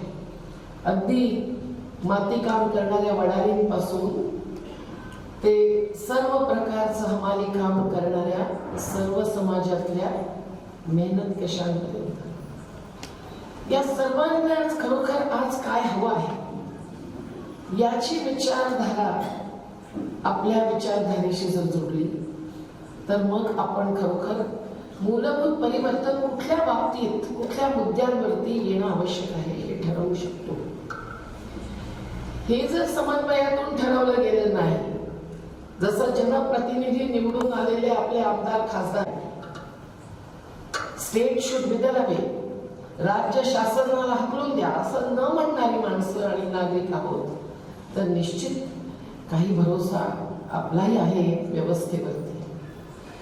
परंतु ज्या व्यवस्थेमध्ये आज विभत्स विषमता पसरलेली आहे, एकीकडे आपण महाल बघतो आहोत, एकीकडे आपण मुठ्ठीभर पूंजीपतींचा रोजच्या कमाईचा आकडा 4 आकडी कोट्यावधींमध्ये जाताना गौतम अडाणींचा 1600 कोटी रोजच्या कमाईचा आकडा ऐकून चकित होतो आहोत. कुणाला कल्पनाही नसते, त्यांना वाटतं वा, भारतातला एक उद्योगपती विश्वामध्ये पहिला, दुसरा की चौथ्या नंबरवर आला, त्यांचाही इथे बोलवून सत्कारच करायला पाहिजे. पण त्या समोर आपण पाल्यावर पडलेली आपली पारधी भाऊ बहिणी आपण पाहतो, 1700 आणि 2000 किलोमीटर चालत परत जाणारी आपली स्थलांतरित मजुरांची परिवारजन आणि मंडळी, या सगळ्या परिस्थितीमध्ये जिथे बेरोजगारी आज टोकाला पोहोचलेली आहे, अशा परिस्थितीमध्ये शेतकऱ्यांच्या आत्महत्यांबद्दल तर आपण कुठे धड सखोलला विधानसभेत, लोकसभेत चर्चा होत नसताना आपलं हृदय जर हेलावलं तर निदान बोलत राहिलो आहोत. परंतु आता केवळ शेतकऱ्यांच्याच नव्हे, केवळ विदर्भातल्या 3-4 जिल्ह्यातल्याच नव्हे, तर आता भूमिहीन मजुरांच्या सुद्धा आत्महत्या किती वाढतायत आणि बेरोजगार युवकांच्या सुद्धा आत्महत्या वाढतायत. हे चित्र समजून घेतल्याशिवाय आपल्याला खरं खोटं कळणं शक्य नाही. आणि म्हणून आज जेव्हा आपण पाहतो की अशा वंचितांच्या आणि पीडितांच्या दुःखाला आज इतकी धार आलेली आहे की खरोखर आपण या देशातले नागरिक आहोत याबद्दल कुठेतरी शर्मिंदेही होत असतो. आपलं सगळ्यांचं कार्य कधी असं कौतुक वगैरे केलं की किती कमी पडतंय याची प्रखर जाणीव माझ्यासारखीला तर होतच असते. आणि म्हणून अशा परिस्थितीमध्ये आपण जर आपली हीच शासन व्यवस्था जी लोकशाही मानली जाते, यामध्ये लोक म्हणजे कोण, मुठ्ठीभर गडगंज श्रीमंत असे अब्जाधीश करोडपती, कौन बनेगा करोडपती सारख्या कार्यक्रमातून नाही आपल्याला ते उत्तर मिळेल. आपल्याला खरं उत्तर मिळतं या अर्थव्यवस्थेची चिरफाड करून खरं काय खोटं काय हे समजून घेतलं तर. आणि हे समजून घेताना जेव्हा आपल्या लक्षात येतं की धोरणं कशी आखली जात आहेत, कायदे कसे घडवले जात आहेत, कुठले कायदे परत घेतले जात आहेत आणि कुठले नवीन कायदे आणले जात आहेत, आणि ज्यामधून खरोखर प्रत्येक नागरिकाची भूक आणि तहान भागवणं हे उद्दिष्ट पूर्ण होत आहे का, तर आपल्या लक्षात येतं की 81 कोटी लोकांना आज किमान 5 किलो धान्य मिळावं म्हणून झगडावं लागतं. त्यातल्या स्त्रिया ज्या घरेलू कामगार होत्या, लॉकडाऊन पासून घरी बसवल्या गेल्या किंवा फेरीवाल्या होत्या, त्यांनाही तेवढी जागा गाड्यांना हवी आहे, त्यांना कुठून देणार, ती दिली जात नाही. हॉकर्स ऍक्ट साठी आम्ही एवढे लढलो 1996 पासून 2003 पर्यंत धोरण आणायला आणि त्याच्यानंतर 2009 मध्ये कायदा आणायला, पण तरी सुद्धा त्याचं कठोर पालन होत नाही. तर मग ही भूक मिटवणं, ज्यावरती आत्ताच आमच्या वकिलांनी कोर्ट अँड हंगर, न्यायालय आणि भूक असं एक पुस्तक लिहून राजेंद्र सच्चरांचे शिष्य धनंजय पारीख यांनी लोकार्पित केलं. या भुकेला आधार कसला द्यायचा? खूप काही आधार आहेत. या संविधानामध्ये लिहिलेलं आहे 47वा अनुच्छेद, प्रत्येक नागरिकाला सकस आहार खायला घालणं हे शासनाचं कर्तव्य आहे. शासन जर लोकशाही आहे तर मग लोक आणि लोक प्रत्येक प्रकारच्या समुदायाला आणि खास करून जे अंग मेहनती आहेत, ज्यांना जास्त कॅलरीचं अन्न लागतं, हे सगळे वैद्यकीय पुरस्कार करते सांगतीलच.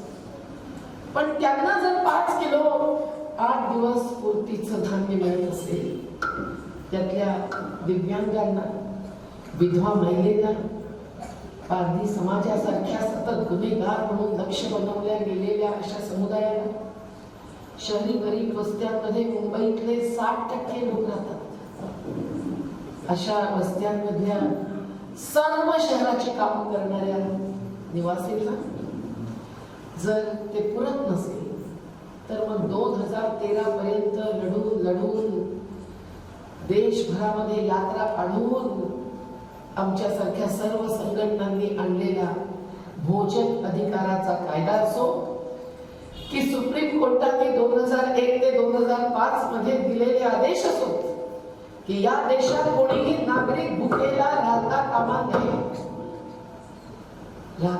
नये, पण त्याचं जर पालन होत नसेल तर तुम्हीच सांगा साथीनो काय करायला हवं. या सगळ्या महिला शक्तीने जी आज ही भूक भोगते आहे, तिने समोर उभं राहून या व्यवस्थेला सवाल उठवणं आवश्यक आहे की नाही. ज्यामध्ये दुकानदारांचा भ्रष्टाचार आम्ही पकडतो आणि दुसरीकडे मोठमोठी गोडाऊन्स बनवण्याचं अडाणी अंबानींचं कंत्राट, ही सगळी वस्तुस्थिती ज्याबद्दल ऑडिटर जनरलचे रिपोर्ट्स आहेत की किती कोटी रुपये यामध्ये भ्रष्टाचार झालेला आहे केवळ त्यांच्या गोडाऊनसाठी भाडं देण्यामध्ये.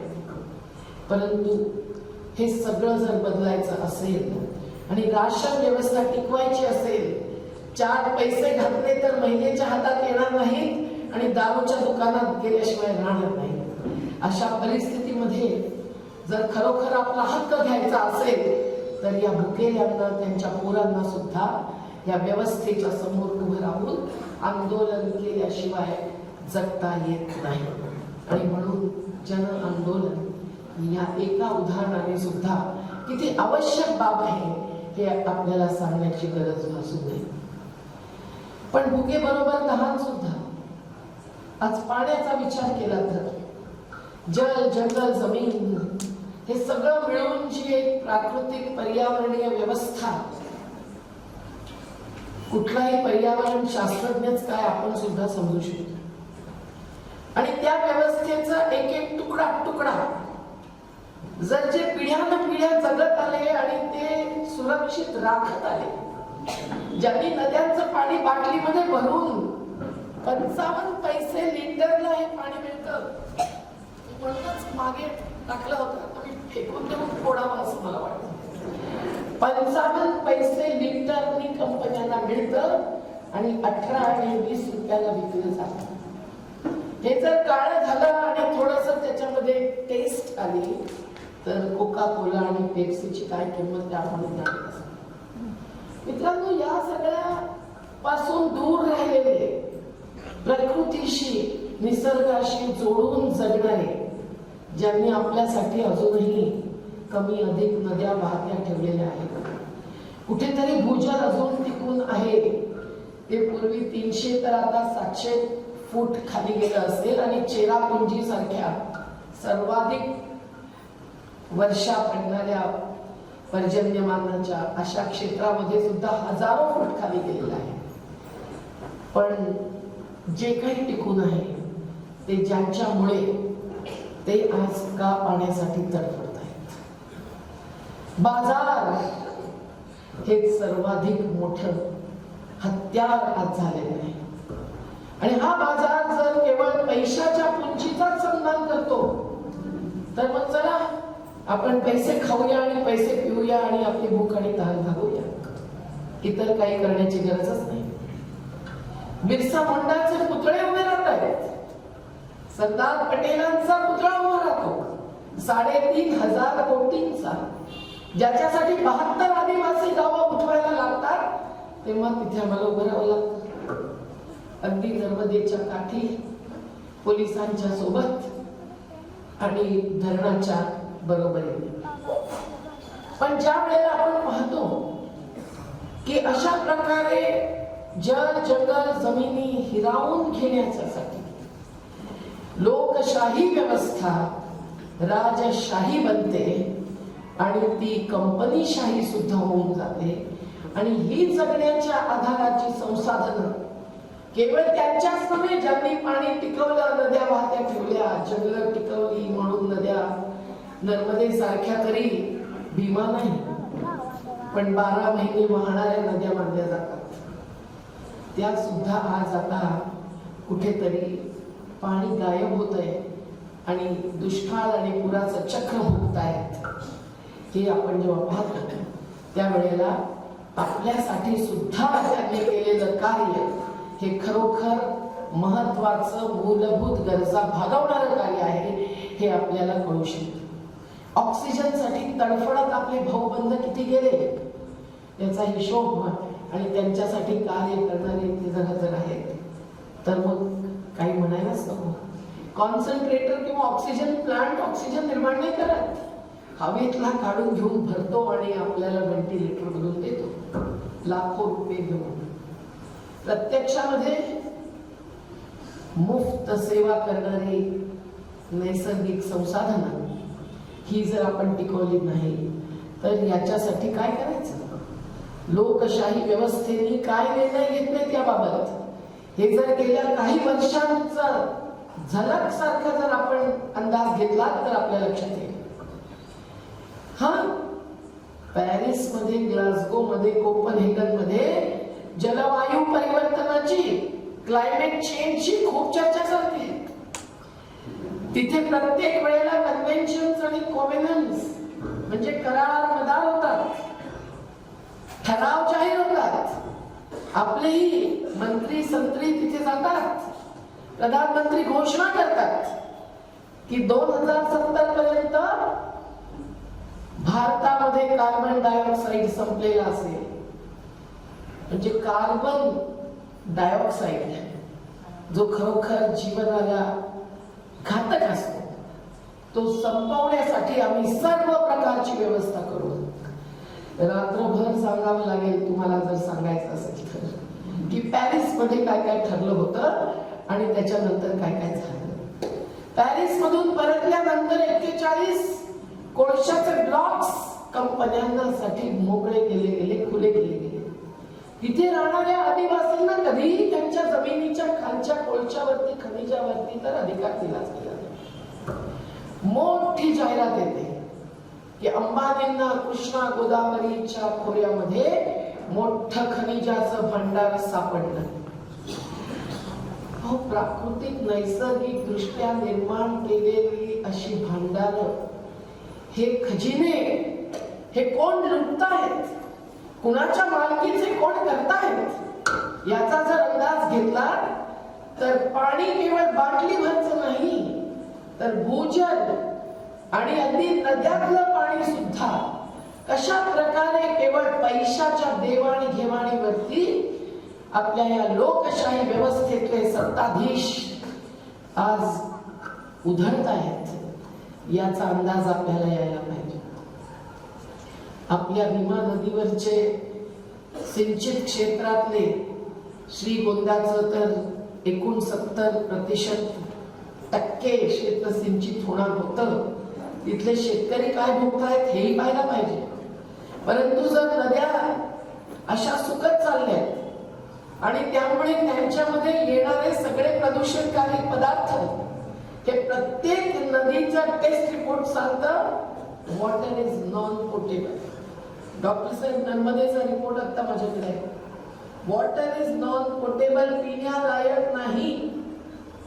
किती महाराष्ट्रातले लोक परिक्रमावासी आज या क्षणी सुद्धा चालत असतील नर्मदेच्या काठी.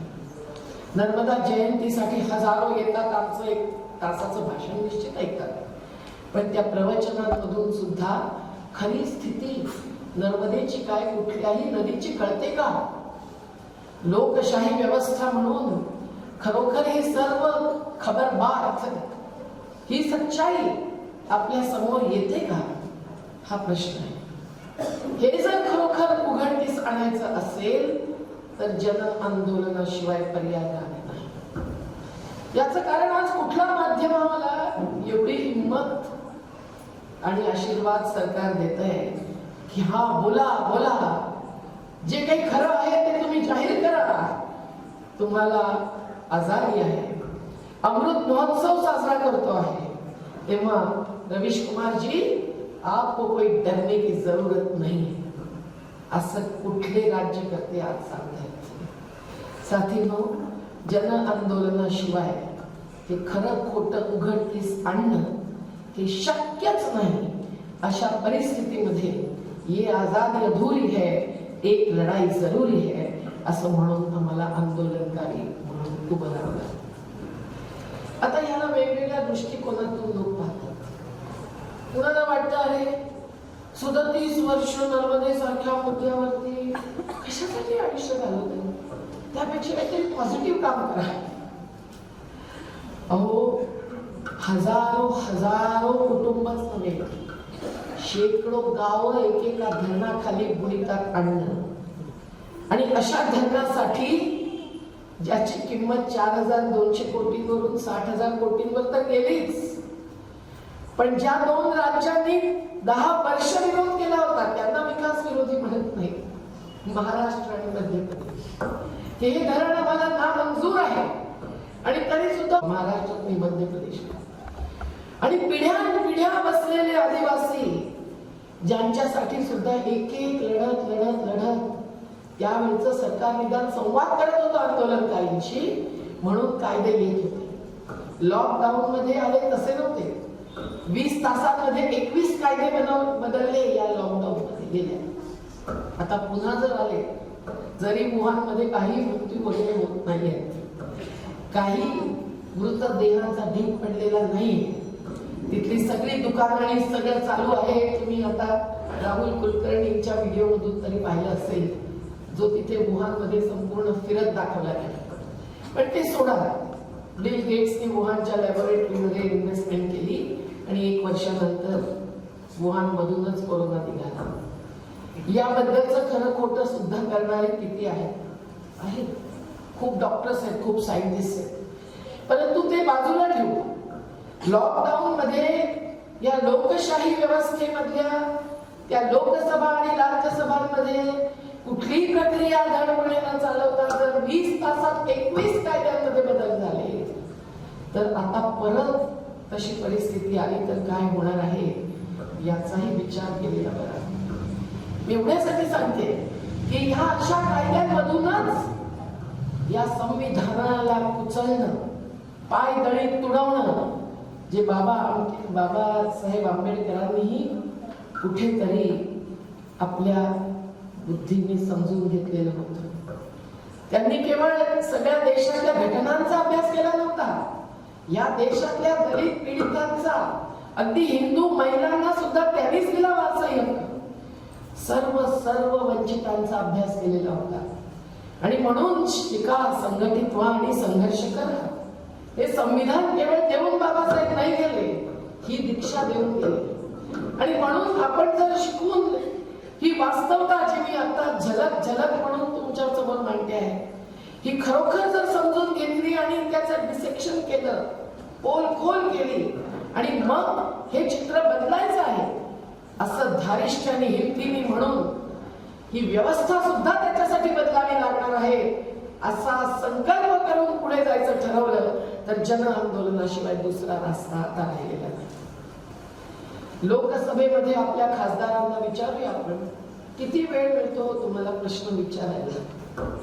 आणि तुम्ही जर खरोखर प्रश्न विचारला जो अत्यंत गंभीर असेल, एखाद्या आंदोलनाबद्दल असेल किंवा एखाद्या मोठ्या आघाताबद्दल असेल, अपघाताबद्दल नाही का, आघाताबद्दल, जगण्याच्या अधिकारावरती होणाऱ्या आघाताबद्दल, तर तुम्हाला किती खरोखर खऱ्या आकडेवारीसह माहिती मिळते. आणि ती जर खोटी आहे असं जर पुन्हा तुम्हाला प्रश्न देणारे आमच्यासारखे साबित करू लागले तर पुन्हा दुसऱ्या संसद सत्रामध्ये तुम्ही जेव्हा हक्कभंगाचा प्रस्ताव मांडता त्यावेळेला तुम्हाला पुन्हा किती दाद मिळत असते. मित्रांनो, हे सर्व डिसेक्शन करून आपण एखाद्या बेडकाच्या शरीराचा अभ्यास करतो ना, तशा प्रकारचा या व्यवस्थेचा अभ्यास करण्याचं कार्य आहे. आणि हे सर्व कार्य आपल्या सर्वांना मिळून केलंच पाहिजे अशी आजची अवस्था आहे. जंगलाचंच घ्या ना, ऑक्सिजन देणारं जंगल, पाणी जे मुक्तपणे प्रकृती देते, निसर्ग देतो, ते खाली सर्वात मोठ्या भूजलातल्या सरोवरात भरणारं जंगल, त्यातून येऊन नद्या वाहत्या 12 महिने नाही तर 8 महिने तरी ठेवणारं जंगल, आणि अनेक प्रकारच्या जडीबुटी जे आयुर्वेदिक औषधं तुम्ही घेत असताल, आता ॲलोपॅथीचे अनेक परिणाम भोगल्यानंतर डॉक्टर आता सर्व काढा काढा म्हणायला लागलेत. तर मग त्याच्यासाठी सुद्धा आवश्यक असलेल्या जडीबुटी राखणारं जंगल, हे जंगल आता जंगल संरक्षण कायदा 1980 यापासून जे राखण चालू होतं आता कुठे जाणार आहे. 12 ऑगस्ट 2022 पासून नवे नियम संसदेच्या समोर ठेवले गेलेले आहेत. पण आता अचानक कोरोना आला तर संसद सत्र चालणार. विनाश आणि विषमता याच्या आधारावरती अर्थव्यवस्था मुठ्ठीभरांना सर्वसंपन्न करते आहे. आणि या संविधानाचा पुन्हा आधार घेतला तर अनुच्छेद 39 मध्ये जो मार्गदर्शक सिद्धांत आहे त्यामध्ये म्हटलेला आहे कि मुट्ठी भरो के हाथ में संपत्ति केंद्रित हो ऐसी अर्थव्यवस्था नहीं चलनी चाहिए. शासनाचं कर्तव्य आहे रोजगार निर्माण करणं, तोही कॉटेज इंडस्ट्री मधून निर्माण होऊ शकतो असं अनुच्छेद 43 मध्ये सूचित करून ठेवलेलं आहे. पण साथींनो, कोण वाचतं संविधान? याच्यावर हात ठेवून शपथ घेणारे तर खूप आहेत. वाचण्याची गरज जनतेला आहे. आपल्या प्रत्येक युवकाला आणि युवतीला आमचं आव्हान आहे. मी आता तुम्हाला काही छोटेसे पंचे देऊन जाणार आहे, आनंद भाऊंच्याकडे दिलेलेच आहे.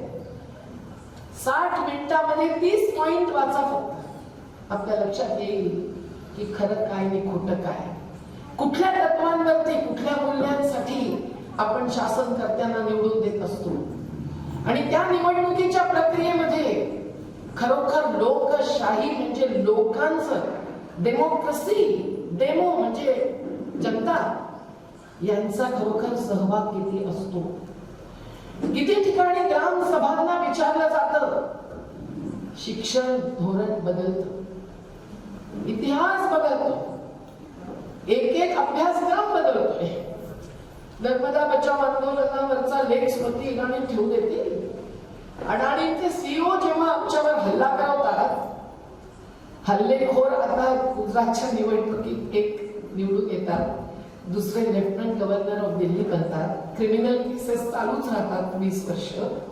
त्यावेळेला त्यांच्या तक्रारीवरती स्मृती इराणी नर्मदा बचाव आंदोलनाचा लेख तर काढतातच, पण नागरिक शास्त्र आणि लोकशाही या मुद्द्यांवरचे धडे जर ते काढत असतील तर ते धडक्कन आपली वाढावी, धडकन वाढावी. अशा प्रकारे शिक्षण व्यवस्थाच नव्हे तर शिक्षणामधलं कंटेंट सुद्धा बदलत आहेत, हे लक्षात ठेवणं आवश्यक आहे.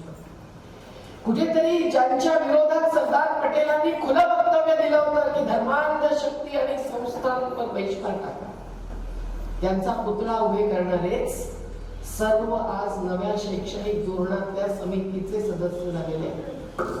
एकही सदस्य आमच्यासारख्या जीवनशाळा असोत की बाबा आमटेंच्या प्रेरणेने चाललेल्या या संस्थेच्या शाळा असोत की बुनियादी तालीमच्या आधारावर चाललेली सेवाग्रामची शाळा असो की किशोर कर्डक असो की इतक्या सगळ्या शिक्षण क्षेत्रातल्या प्रयोगशील शाळांमध्येच नव्हे तर विचारशील शाळांमध्ये काम करणाऱ्यांना शैक्षणिक धोरणाच्या निर्मितीमध्ये कुठलंही स्थान नाही. किंवा म्हणायचं लोकशाही, पण ग्रामसभेला विचारल्याशिवाय जंगलाच्या संदर्भातले कायदे बनवायचे, शेतकरी संघटनांना विचारल्याशिवाय 3 कंपन्यांच्या बाजूचे हिताचे कायदे आणायचे, आणि श्रमिकांच्या संघटना, आमचीही श्रमिक जनता संघ आहे, वडील जेव्हा तुरुंगातून बाहेर आले 16व्या वर्षी तेव्हापासून चाललेली आता आमच्याही खांद्यावरती ओझं येऊन पडतं. पण आम्ही पाहतो ना, सफाई कर्मचारी ठाणे आणि कल्याण महानगरपालिकेत ज्यांना किमान वेतन दिलं जात नाही. कालच मी रेल्वेमध्ये मॅनेजमेंटशी कॉन्ट्रॅक्ट लेबर संबंधी चर्चा करून गाडीत बसले. काय म्हणत, कुठल्या प्रकारच्या चर्चेमध्ये चित्र येतं कुठलं हे जर आपण अनुभवलं तर धक्कादायक आहे. कायद्याचं पालनच नाही, ठेका मजदूर कायद्याचं नाही, पेमेंट ऑफ वेजेस ऍक्टचं नाही, किमान वेतन कायद्याचं नाही, आणि त्यांच्या हातात पे स्लिप सुद्धा नाही. तर मग समान काम समान वेतन स्त्री आणि पुरुषालाच नव्हे तर ठेका मजदूर आणि कायमी मजदूराला सुद्धा याचं पालन कोण करणार? RTI मध्ये सुद्धा खोटं उत्तर आलेलं आम्ही घेऊन गेलो की पहा, ज्यांनी 350 श्रमिकांना कामावर ठेवलेलं आहे त्या कॉन्ट्रॅक्टरशी आमचं काही कॉन्ट्रॅक्ट झालेलंच नाही असं रेल्वे प्रशासन उत्तर देत आहे. तेही घाबरले, तेही आधारले. अधिकारी म्हणाले मला बघावं लागेल, पण कधी बघणार? जोपर्यंत आम्ही त्यांच्या दरवाज्यात बसणार नाही तोपर्यंत बघून सच्चाई बाहेर येणार नाही.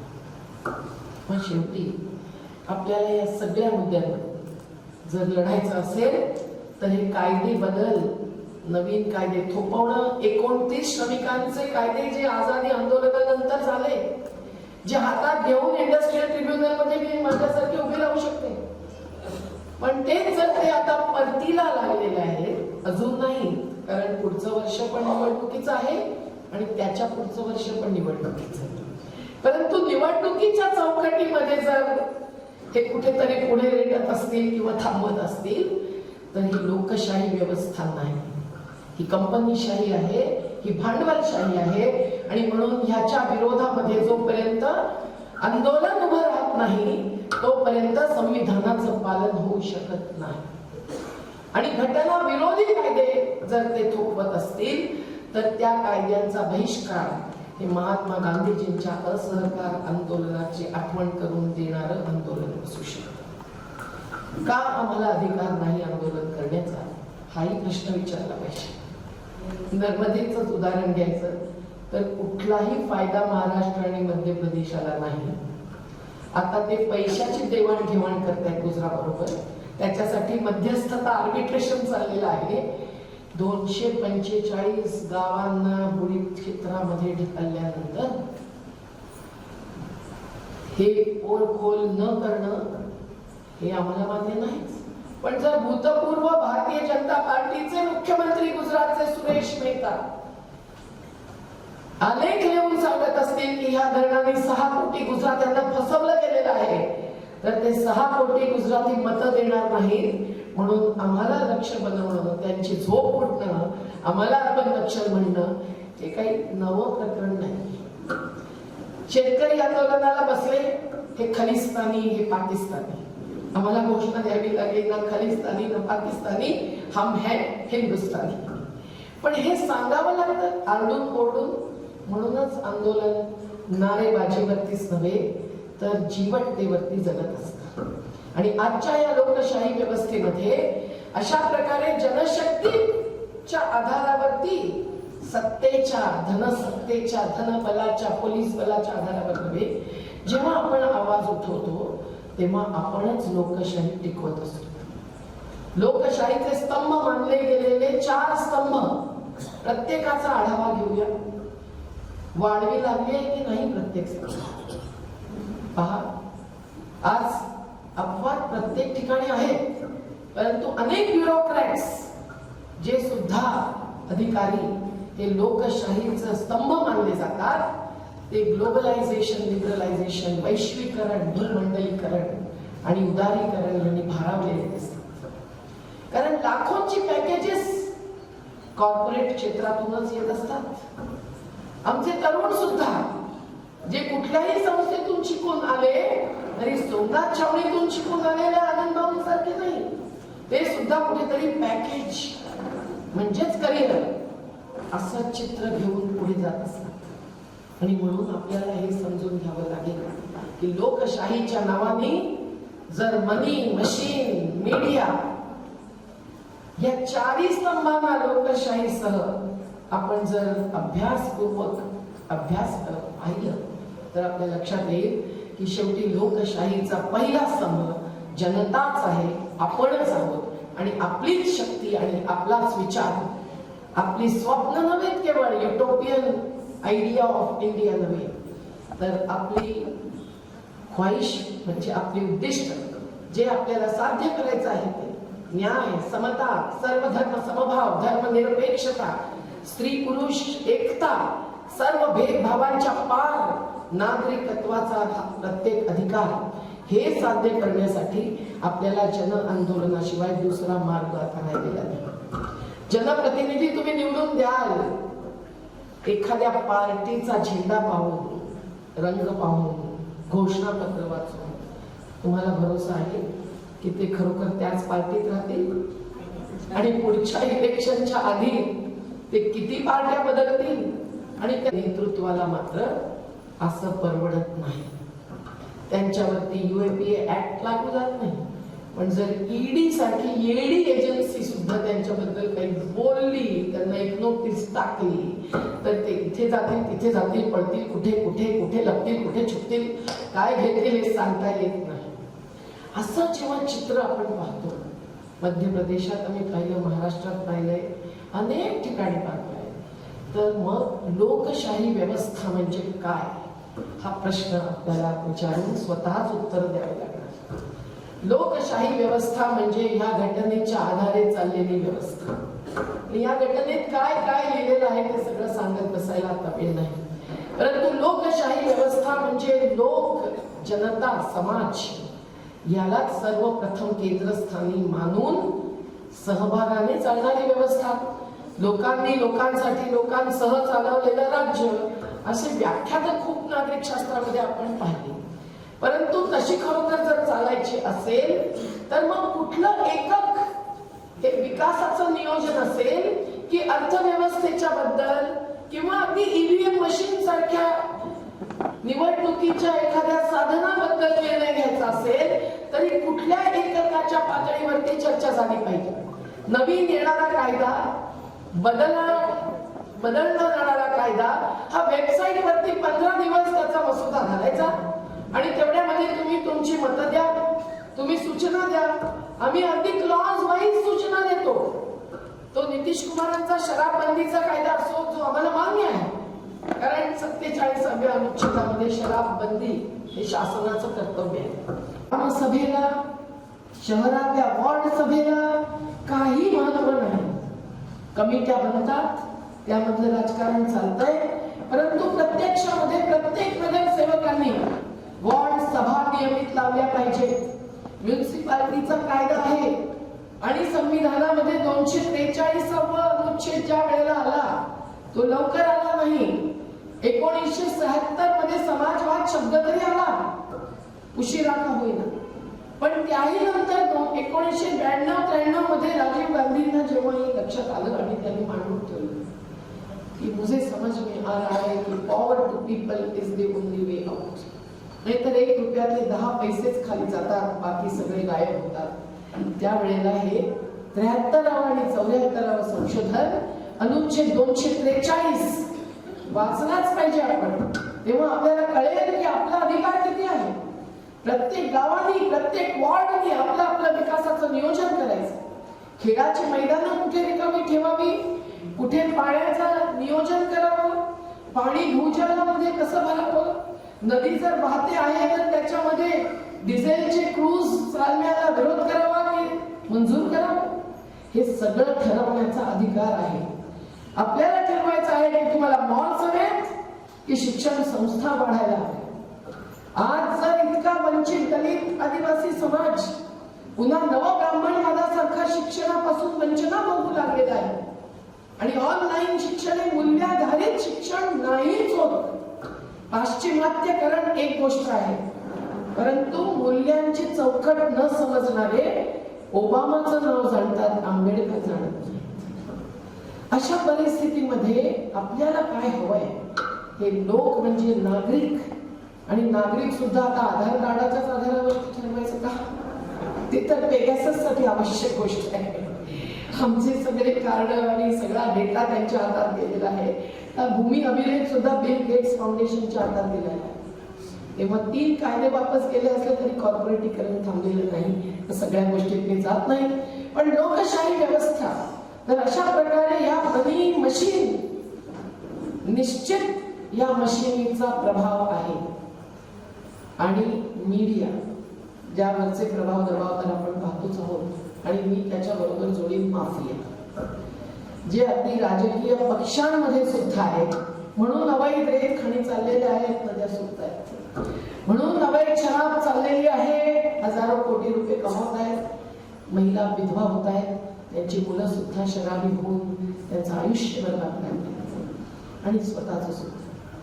आणि रोजगार निर्माणासाठी मात्र जे बजेट आवश्यक आहे, जे नियोजन आवश्यक आहे, स्थानिक संसाधनांमधून जास्तीत जास्त रोजगार तिथेच झाला पाहिजे. असं कसं काय की आमचा निमाड नीम कडुलिंबाच्या झाडाने भरलेला, पण त्याची औषधं, त्याचं तेल, त्याची नीम टूथपेस्ट सगळं काही बाहेर पडतं. कधी विचार केलेला आहे कुठल्या एककामध्ये कशा प्रकारे रोजगार निर्माण होऊ शकतो? आणि आपण सुद्धा विचार करण्याची वेळ आहे. आपण सुद्धा बाजारीत झालो आहोत, तर आपण सुद्धा चॉईस कुठल्या गोष्टींचा करतो. आपण बेकरीच्या बिस्किटांकडे पाहिलं नाही, आणि आपण केवळ पॅकेज फूड असो की पाणी असो जर घेत राहिलो, तर मग बिचौलिये, मध्यस्थ किती कमाई करतात हे तुम्हाला माहितीच आहे. मुकेश अंबानींची 11,700 दुकानं आहेत शेतीच्या मालावरती चालणारी रिटेल शॉप्स, ज्याच्यामध्ये शेतीचा माल कुठला ना कुठला तरी विकला जातो. ही 7,000 छोट्या मोठ्या शहरांमध्ये.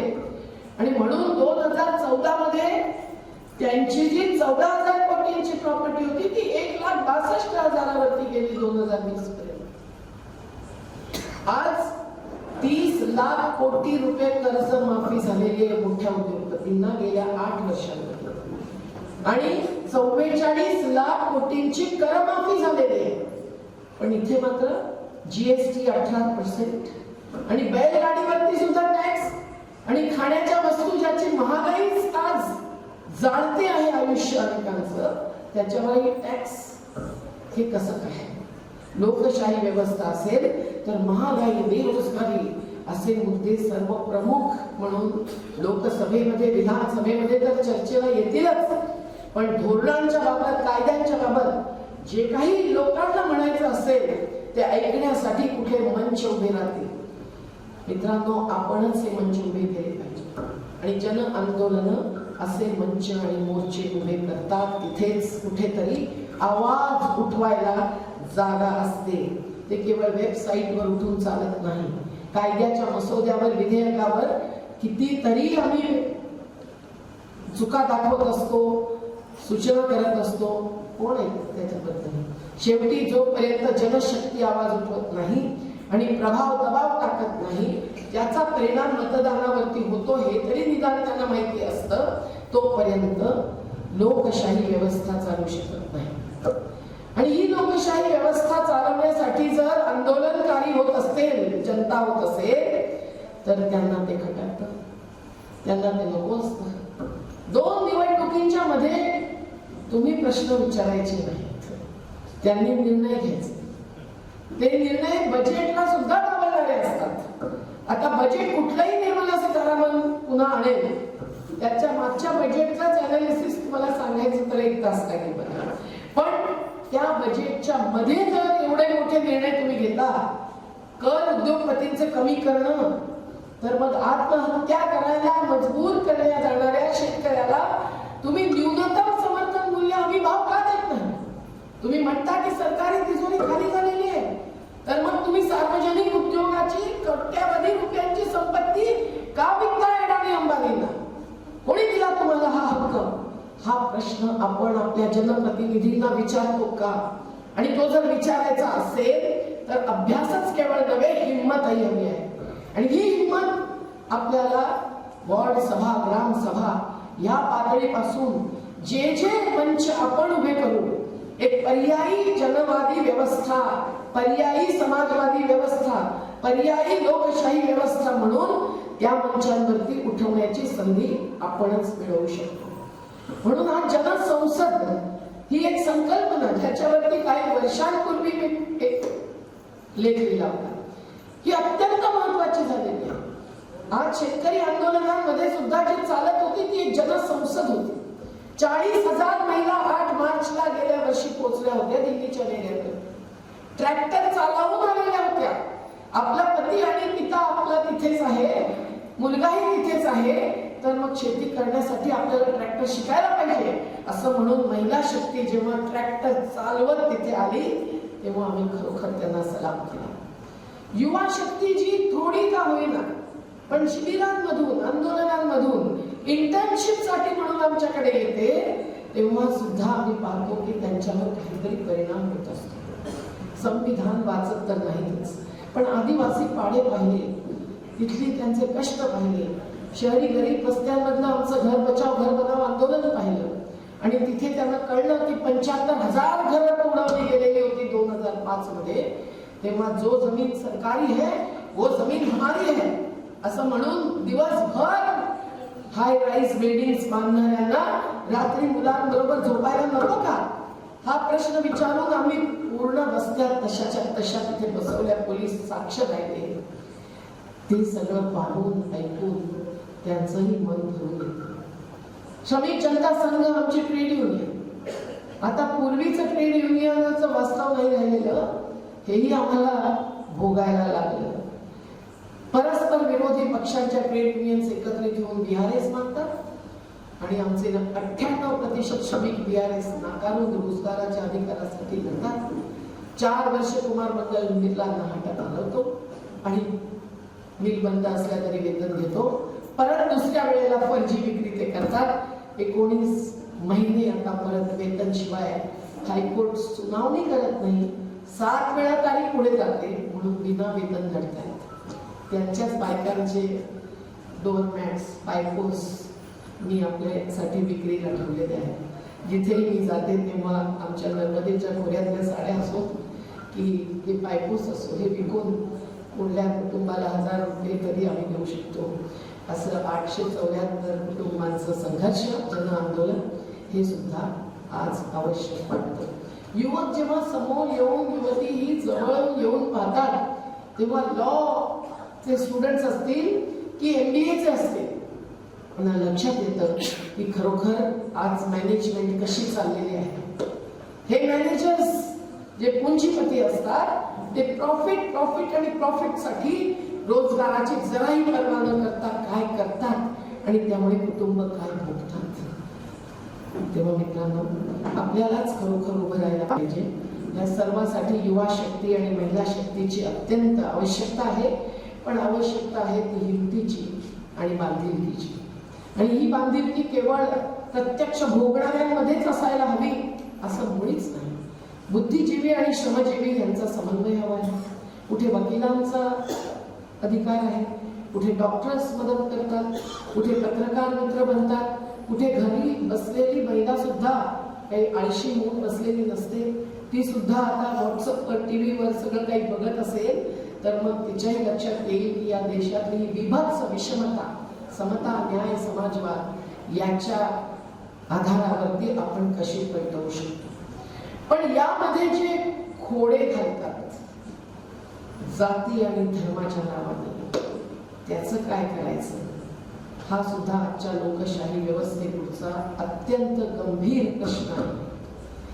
हा प्रश्न इतका गंभीर आहे की आपण गप्प बसूच शकत नाही. तुमचे आमदार, खासदार कुठल्याही पक्षाचे असो, ते जर नागरिक आहेत, माणूस आहेत आणि त्यांच्या आतमध्ये जर मानवीय संवेदना आहे तर कुठल्याही धर्माने दुसऱ्या धर्माला मारून टाका असं सांगितलेलं नाही. एखाद्या महिलेवरती बलात्कार होतो, तिच्या आईवरती तिच्या डोळ्यासमोर बलात्कार होतो, तिच्या घरातल्या 13 माणसांची हत्या होते, तिच्या 3 वर्षाच्या मुलाला दडपून मारलं जातं.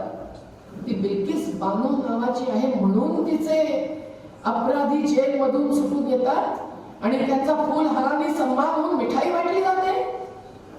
विचार करण्यासारखी गोष्ट. एखादी साध्वी नाव लावलेली संसद जर हे सांगते, खुलेपणाने आवाहन करते की हिंदूंनो, तुम्ही घरामध्ये तुमचा चाकू अत्यंत धारदार बनवून ठेवा, तयार राहा. लव जिहादच्या नावाने तुम्हाला धडा शिकवायचा आहे, त्यांचं उत्तर द्यायचं. कुठला लव जिहाद? हिंदू मुस्लिम हे जर शिवाजी महाराजांच्या सेनेमध्ये होते, हे जर राणा प्रतापच्या सेनेमध्ये होते, तुमचाच संत शेख मोहम्मद महाराज मंदिर याच तालुक्यामध्ये आहे आणि दर सोमवारी इथला मुस्लिम समाजही मंदिरामध्ये भावभक्तीने जातो. तर मग जर आंतरराज्य, आंतरजाती, आंतरधर्मीय विवाह हे संविधानाला मान्य आहे, हे मानवतेला मान्य आहे, शेवटी खून एकच असतं. कुठल्याही ब्लड बँकचं तुम्ही मागता तर कोणी जाती पाती धर्म पाहून तुम्हाला रक्त देतं का? 1 रुपये की 20 रुपये, ओ आहे की आर आहे हेच तर पाहतात. तेव्हा आपण माणसं आहोत. आपण आपापल्या समाजाची संस्कृती वगैरे पालन करण्याची स्वतंत्रता आपल्याला आहे, परंतु त्याच्या पलीकडे जाऊन अमानवीयतेचं एक हत्यार जर वापरलं जात असेल आणि ते सुद्धा या लोकशाही व्यवस्थेतल्या निवडणुकीच्या राजकारणाला वोट बँक मिळवून देण्यासाठी म्हणून वापरलं जात असेल, तर त्याच्याही समोर हिमतीने उभं राहून बुलडोझर कोर्ट बनतोय, बुलडोझर ध्वस्त करतोय अशा युवकांची घरं, ज्यांचा काही दोष नसताना आणि ज्यांनी अंत्यसंस्कार आई वडील आपल्या मुलाचा देह पाहायला येत नव्हते, आमच्या दलित मुलांनी सर्वांचे अंत्यसंस्कार केले आणि मुस्लिम युवकांनी सर्वांचे अंत्यसंस्कार स्वतः उभे राहून केले, त्यांना जेलमध्ये घालतात. हे सगळं जे चित्र आहे आज ते अत्यंत दुर्दैवी. कुठल्याही महिलेला तर हे मान्य होणारच नाही, कारण मातृशक्ती म्हणजे करुणा आणि पुरुषांचं सुद्धा सगळ्या नागरिकांचं कर्तृत्व, हे सगळं जर आपल्याला एकत्रित टिकवायचं असेल तर आज या लोकशाही व्यवस्थेचा अशा प्रकारे जो भंग केला जात आहे, तुकडे तुकडे गँग आम्हाला म्हणतात, तुकडे तुकडे देशाचे तुम्ही करता आणि तुम्ही हा समाज विभाजून ब्रिटिशांची स्ट्रॅटेजी वापरता आहात आपली मतं मिळवण्यासाठी. पण त्यामुळे देशातलं राजकारणच नव्हे, देशातलं अर्थकारण सुद्धा कुठल्या दिशेने जाणार आहे आपण पाहतो. एका धर्माचं राष्ट्र तर या संविधानाला मंजूर नाहीच. महात्मा गांधींनाही मंजूर नव्हतं आणि जिनांना सुद्धा मंजूर नव्हतं असं अडवाणींनी सांगितलेलं आहे. वाजपेयींनी सांगितलं गुजरातच्या दंग्याच्या वेळेला की राजधर्माचं पालन झालेलं नाही. विरोधी पक्षांचं आणि त्यांच्या स्पर्धेचं मी महत्व देत नाही, पण आपण आज एक जनजन म्हणून, नागरिकत्व म्हणून आणि मनुष्यत्व म्हणून जर खरोखर लोकशाही व्यवस्था आणि मानव अधिकार जर टिकवून धरायचे असतील आणि त्याच्याच आधारे आपल्याला जो समता आणि न्याय हासिल करायचा आहे त्या मंजिलपर्यंत पोहोचण्याचं एक स्वप्न नव्हे प्रत्यक्षात उतरवायचं असेल तर निश्चितच आपल्याला जन आंदोलनाची साथ द्यावी लागेल. ते छोटं असेल, ते मोठं असेल, ते काही दिवसांचं असेल, अत्यंत 13 महिन्याचं असेल, की आमचं नर्मदा आंदोलन 37 वर्षांचं असेल.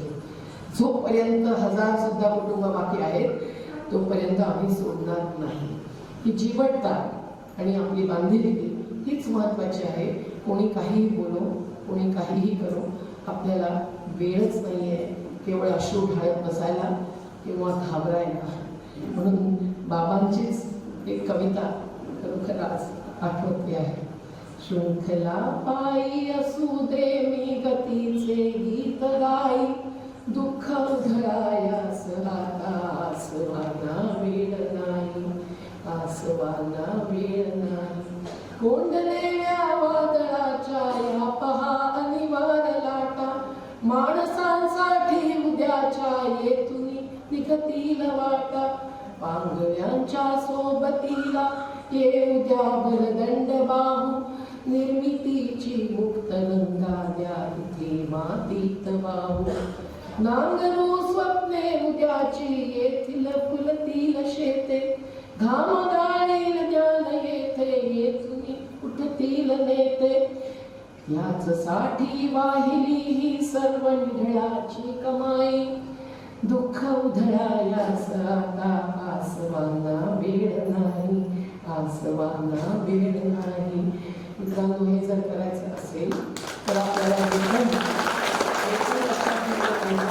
की संघर्षाबरोबर निर्माणही आवश्यक आहे कन्झ्युमर प्रोड्युसर लिंकेजेस निर्माण करा मधल्या बिचौलियांना हटवा रोजगाराचा विकासाचा आराखडा तयार करा आपल्या आपल्या शहरातला डेव्हलपमेंट प्लॅन घेऊन तुम्ही त्याची चिरफाड करा जे योग्य आहे त्याचं कौतुक करा त्या योजना अंमलात आणण्यासाठी त्याचा पाठपुरावा करा पण 2008 मध्ये आम्ही बनवला मसुदा तयार केला असंघटित श्रमिकांच्या कायद्याचा त्याचे अंमलबजावणी 2021 मध्ये होते अशा प्रकारचं हे अत्यंत संवेदनहीन असं राजकारण म्हणजेच लोकशाही व्यवस्था असं समजून केवळ मतदानाचा अधिकार आम्हाला करायचा आहे असं मानू नका आणि दुसरं म्हणजे की जाती आणि धर्मांमध्ये बळी पडू नका जो पक्ष जो राजकीय नेता धर्म आणि जातीच्या नावाने तुकडे करत नसेल त्याला तुम्ही आपला प्रतिनिधी बनवू नका आणि म्हणून आणखी 2च ओळी तुम्हाला ऐकवून मी बसते ईश्वर अल्लाह तेरे जहां में नफरत क्यों है जंग है क्यों तेरा दिल तो इतना बड़ा है इंसान का दिल तंग है क्यों ईश्वर अल्लाह विदा गई की कामना काही व्यक्तीचं नाहीये ह्याच्यामध्ये आमचं सगळं आंदोलन आणि सगळी आंदोलनं ही जनशक्ती म्हणजे सामूहिक नेतृत्वाची असतात आमच्या महिलांनी काय काय केलं ते सांगायला आता मला वेळ नाही पण आपण अशी गोष्ट देऊया लढेंगे जितेंगे तर जे लढणार या मुद्द्यांवरती त्यांनी सासवरती करायचं आणि जे जाती धर्म पंथ प्रांत लिंग वर्ग भेदाच्या पार जाऊन एकजुटीने या घटनेतला प्रत्येक मुद्दा प्रत्यक्षात उतरवण्यासाठी तयार होणार त्यांनीच मुठ्ठीबंद करून आवाज लढेंगे लढेंगे जिंदाबाद एवढी सेना आम्हाला मिळाली तर आणखी काय पाहिजे आनंद भाऊ तुम्ही सहयोगी निर्माण केले असे जन आंदोलनाचे सहयोगी सुद्धा आपण व्हाल हा विश्वास आज आपण तुम्हाला दिला त्याबद्दल धन्यवाद जास्त वेळ घेतल्याबद्दल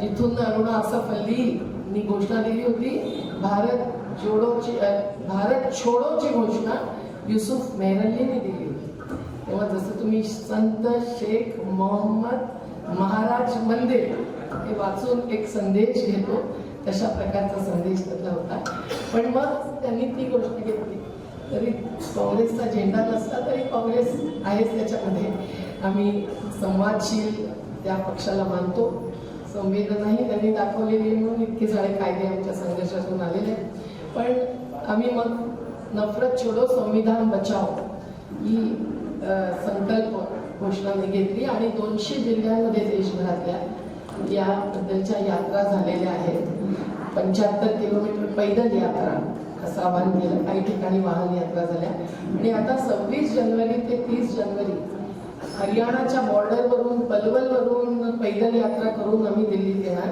आणि 30 जानेवारी जो शहादत दिवस आहे ज्या दिवशी महात्मा गांधींची हत्या झाली पण सगळ्याच शहीदांना आम्ही याद करणार मग त्याच्यात अशफाक उल्ला पण आहे मंगल पांडे पण आहे त्याच्यात चंद्रशेखर आझाद पण आहे सुखदेव राजगुरू पण आहे आणि आम्ही बिरसा मुंडा टंट्याबेरीपासून ते किसान आंदोलनातल्या शहीदांपर्यंत त्या शहादत दिवशी जंतर मंतर दिल्लीमध्ये मोठा कार्यक्रम आहे आपण कुठली ट्रेन पकडून जिंदाबाद म्हणत तिथे पोचाल तर आम्हाला खूपच आनंद होईल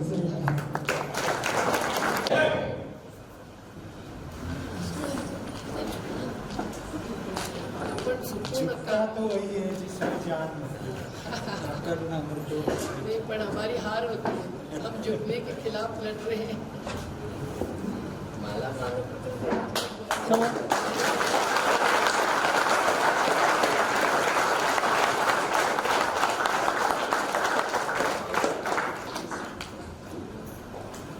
एक फार मोठी जबाबदारी अध्यक्ष समालोचक आपण कृपया ठेवा. जन आंदोलनाची ही धगधगती मशाल समाज जीवनाच्या विधीवर टाकून काहींनी संपूर्ण आयुष्य या भूमातेकरता सामान्य जनाकरता अर्पित केलं आहे. वास्तविक त्यांच्यानंतर बोलण्याची पात्रताही नाही आहे. एकच बोरकरांचे काही ओळी आपले उद्योग करतो आणि थांबतो. दिव्यत्वाची जेथे प्रचिती तेथे कर माझे जुळती, एवढीच भावना या ठिकाणी व्यक्त करतो. आणि आपण अतिशय सुंदर शांतपणे छोट्या मुलांनी सुद्धा अगदी स्तब्ध होऊन हा प्रगल्भ धगधगता विचार आपण ऐकला.